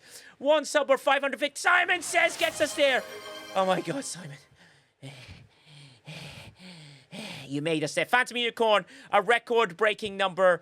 Thank you so much for the 5 gift. Humble C with 5 as well. Thank you so... Wow, and Skeletor with 1 gifted as well. Thank you so much for doing so. Phantom Unicorn, 1 finisher. Someone won big, didn't they, MJ Hat? Did anyone predict 1? Did anyone do 1? They must have not done 1. That's ridiculous. Who was winning? Phantom Unicorn, you know what to do. Exchange Point Discord, find me on the right-hand side. Nigel, exec producer. Click on my name. DM me. You have won a mug. There's loads of brand new mugs. I Am a Trekkie collection is... delicious in every way. It's really beautifully done. Exclamation point Warp 9 engaged. That is amazing. Thank you so much, people, for getting us to that next level. I appreciate you all. Thank you, Simon says. Thank you to Humble C as well with the 1 gifted, and Skeletor with the 1 gifted as well. Gets us to that level, and we are 3 subs away for the next level. See, I put it on easy mode on purpose so that we can get there. 3 subs to the next level, or 1.4k bits. Let's see. Let's form Voltron is here as well. Exclamation point play. Don't miss out, don't miss out, don't miss out. Here we go. Come on in, people. Come on in. Don't miss out. I'm about to press start. What a prediction that is. Someone got 141k bits. Oof. That's good. That's going to be quite useful soon because I'm going to start handing out VIPs very, very soon. So we'll see who gets those. That'll be amazing. Exclamation point play. Don't miss out. There's still more people to go waiting for you all. Come on in with the exclamation point play to get us there. Here we go. Can someone let me know if Ultra is... He is... Oh, Ultra's up and good to go. Fantastic news. That's amazing. He's great. Yeah, okay. I don't think the hype train's going to continue much farther. Exclamation point play. So while the hype train's going, we'll keep giving away this way. Here we go. We're starting. 9, 8. Exclamation point play. Exclamation point. You must be following the channel to win. You must be following the channel to win. So make sure you do so as you get in. Exclamation point play. Here we go. Thank you very much for following Lord there. All you got to do is follow the channel to win. It's super easy. And JP, you just got dingled. JP just went, and then Let's Form Voltron went, and then also Phantom Unicorn went, and then Stewie Doo went, why are these people going, Because, and by the way, Stewie Doo's got the greatest beard of all time. Some Freelancer got two pushes. Sammy Stitch with another 100 bits. Jim P.I. with 100 bits as well. J-Babes with 300 bits. We're getting closer to try and form this. Stewie's still trying to take the lead, and we're trying to figure out why. Phantom Unicorn we're going to watch, because he's the guy that might fall through the hole at the right time. But we're watching people here as well. Ooh, do we see someone that's gone way ahead? Yes, we do. Ellie-O-L-Z's got a chance here in Rage Drive. You were in the lead, but now you just died a death beyond anything else. Ellie-O-L-Z, you've got a chance here. Ellie-O-L-Z and Lady Command, you guys are working your way through to the end. Can we get it going? We haven't got long in the hype train. Can we keep that going as well? 2 minutes left on the hype train. Ellie-O-L-Z keeps us going there. I'm going to try and give away as much as I can before the hype train ends. Here we go, Ellie-O-L-Z, and we got Asian Boy is right behind. And into Studio MD and Lady Command. They're all fighting each other to try and win this. Look at this battle. They get past the bomb. That's so it's a Phantom Unicorn with 100 bits, Flossie with 100 bits, some Freelancer threw his 100 bits a minute ago, as well as Sammy Stitch, and they are winning and doing lows. Susie Q22 just died. John Deere just died, and Pioneer Panda Pirate. Oh my God. Why did someone call him Pioneer? That's really annoying. So that'll be insane in that way possible. Let's see how it goes. Evil XP, it looks like you are in the lead. We're watching Ormazod here as well. Let's see how that works. And Evil XP and everyone else, we're watching them go through. And look at like Studio 506 has got a chance here. Studio 506, you've got a chance. CCB Hawks, Studio 506, Jaker Gray. We're watching that. So someone's going to win this. You just got to get through. They're battling between each others. And the finishers. And RSDJ comes in from nowhere and says, I got this. I got this, fam. I got this, fam. I got you. And what a win by RSDJ. You are the winner of an SCFC Briefings.com mug. There is a great mug in there. That's amazing. Thank you so much for the tier 1 gifted sub to the community from J Babes. That's really kind of you to get us going and keeps us there. RSDJ, you are the winner of SCFCbriefings.com mug. I'm going to try and rush before the hype train ends to get at least one more race into so I can give away more to you guys. RSDJ, you know what to do. That's really amazing. That's really cool. Exclamation point Discord, find me on the right-hand side. Nigel, exec producer. Click on my name and say you want a mug. Choose any mug you like and decide. Exclamation point play. Last one, it seems. Unless the hype train keeps going. We need 1 sub or 500 bits to get us there. 1 sub or 500 bits to take us to the next level. Is anyone going to do it? 1 sub or 500 bits. Go, go, go, go, go. We got 10 seconds left. 1 sub or 500 bits. Actually, we've got 12 seconds left. Someone's done it. Rage Starve sends us there, and we keep going. Vuel with 1 gifted sub as well. Thank you so much for the people that have done that. That's really kind of you. Thank you so much. It keeps us going then. So this race is less stressy. Yeah. Warp 9 engaged. Warp 9 engaged. We keep going. Wow, what a battle that has been. So we got 4 minutes and 30 seconds left to get 7 subs. It's a golden kappa though. Golden kappas are cool. Exclamation point play. Don't miss out. Broken Wolf has preloaded with 100 bits to keep us going. Let's keep it going if we can and keep things engaged in every way possible. Let's go. I want everybody to be here. Let's keep it going as well. I'm about to press start. Anyone else? For anyone else, you just need to be following the channel to make it. I'm about to press start. Here we go. 100 bits by Sammy Stitch to preload. And here we go. Starts. Here we go. 9, 8, 7, 6, 5, 4, 3, 2, 1. Exclamation point win says let's form a Tron. Well, you can put exclamation point. You could write the word Sadhausen or you died. Let's see how this race begins. Everyone's trying to get there in the middle. Now you've got this pre-rested thing. Data Flash. Data Flash is the guy that created that amazing tool. Data Flash, please DM me. I'm trying to get you. I want to link you to the amazing tool you've done for the Amalgam and the Raoul Reaver. I think it's a fantastic tool. Data Flash, make sure you DM me, please, my friend. If you're on Discord, just DM me. I want to make you a content creator, and that's absolutely amazing. 100 bits, because you've done an amazing thing. I'm trying to find you to try to see whether you're in there. Data Flash, you made an amazing tool, which everyone needs to know about, and I love. And you're in the lead as well, which is very well deserved, Data Flash. Here we go. The hype train's still going. We're not far away. I think we're about 4 or 5 subs away from getting to that one. Data Flash, you're in the lead. Data Flash, you're in there. Data Flash is good at marbles too, as well. I love you, Data Flash. Honestly, your tool is sensational. I tell everyone about it, then I always forget it's you, Data Flash. I thought it was a different name. So Data Flash, please do follow the channel, Exchange Point Discord. Come and follow us in there. That he does. What tool? He does a Raoul Reaver and the Amalgam tool, which tells you how much you raid and the percentages of what it does using the current, coding and all that. It is sensational. It is the go-to tool which does that. And I want to do a little video on it as well, Data Flash, and I want to give you credit. So please do follow me on Discord, my lovely friend, because what I want to do is I want to do a video for you, and I want to say thank you very much for all the things you've done. So Data Flash, don't miss out. Please don't miss out. Please do follow. Please do that, because then I can tag you properly, because I want to make sure I do so. And I'd like to ask you permission to make a video about your tool as well, because I think that's to do so. I never do. I do. Fantastic. So please follow on the Discord, Data Flash. Join the Discord, and then I want to talk to you about. I'd love to make a little quick video about your tool, which I think is fantastic and everyone should know about. Panaman, you're getting gear ahead. Panaman, you should easily win this. It should be an easy drop. Where is this tool? I will put a link. It's in the incursions tools section of the Discord. I already put it up on there. And Panaman, you are the winner of an SCFCbriefings.com mug. Congratulations, my lovely friend. Very well deserved. There's some brand new ones in there. You know, I Am a Trekkie collection is pretty cool. MJ Hat's already looking at it and going, this is great, because he hasn't claimed last week's mug, so he may claim one this week, and yet there is more mugs coming out tomorrow, as I managed to finish off a few designs to do so. So you've got a chance tomorrow as well to wait for those things, but let's go. Data Flash. So that tool's amazing, Ryan, STFC, Ryan, so from Southtown side. Congratulations, Panaman. And while we've got, 6 subs and 1 minute left on the hype train, let's give out one more thing at least. If this hype train doesn't finish. Exclamation point play, exclamation point playing. Come on in. Join, join, join. Almost everyone enjoys a tool. Yeah, exactly. There it is. Come on in, come on in. I'm in merch. Domo, there's brand new ones. The collection ones. Wow, that was really cool. Whoever entered that way, that was the coolest thing I've ever seen. Exclamation point play, exclamation point play. You must be following the channel to win at marbles, saving for a yellow hoodie. Oh, nice. Okay, that sounds great. That's amazing. Come on in. There'll be some more as well. Colby's collection is almost out soon. She's finishing off with the designer as well.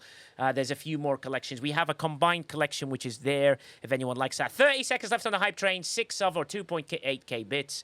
And we keep going. Let's go. Exclamation point play, exclamation point play. Let's rush through this last one. Let's go, let's go, let's go. Anyone wishes to get us through the hype train would be very welcome. 6 subs or 2.8k bits to get us going. Anyone wishes to tip in the channel, it'd be amazing. It helps me out massively. Thanks Tacos Chemtech. The Colby Nigel collection is quite lovely. There's loads of stuff, bags, shirts, everything that's quite cool. You must be following the channel if you want to win. So there's some cute stuff in there. We have bum bags, we have everything. Colby's got a lovely collection. And the hype train is over, so this is our last race. Thank you so much, everybody. Stay with us. Let's see who wins the final bit towards that. Golden Kappa. Congratulations to everyone with their Golden Kappa. Very well deserved. Simon says has made it in last minute, as she always says. She always says Simon says makes it in last minute. Kind of weird, Simon, but okay. That is apparently your speciality. Last minute Simon. Which I don't know if that's a good thing or a bad thing. Here we go, here we go, here we go. J-Babe's taking a huge lead. She definitely wants to win something here. And they're taking a huge, and she's trying to work her way through. And we're going through in there. Choo, choo, choo with your Golden Kappa. Lumzinga is way ahead. Lumzinga, the leader of all, has got a chance. It's not the real Tom, the fake Zom. 100 bits by Sammy Stitch. Thank you so much, Sammy Stitch. The 100 bits gets boosted twice and try and cause some havoc here. Akorum Jinnis, Evil Smurf, and August Valkyrie's done that. Sammy Stitch just got boomed, but boomed in a good way rather than a bad way. She didn't die. She got boomed herself to head. Tavi Mosa and Jakers Gay. Jakers Gray's gone in there. Lies, Nigel. That's way more than just a tip. What did he say?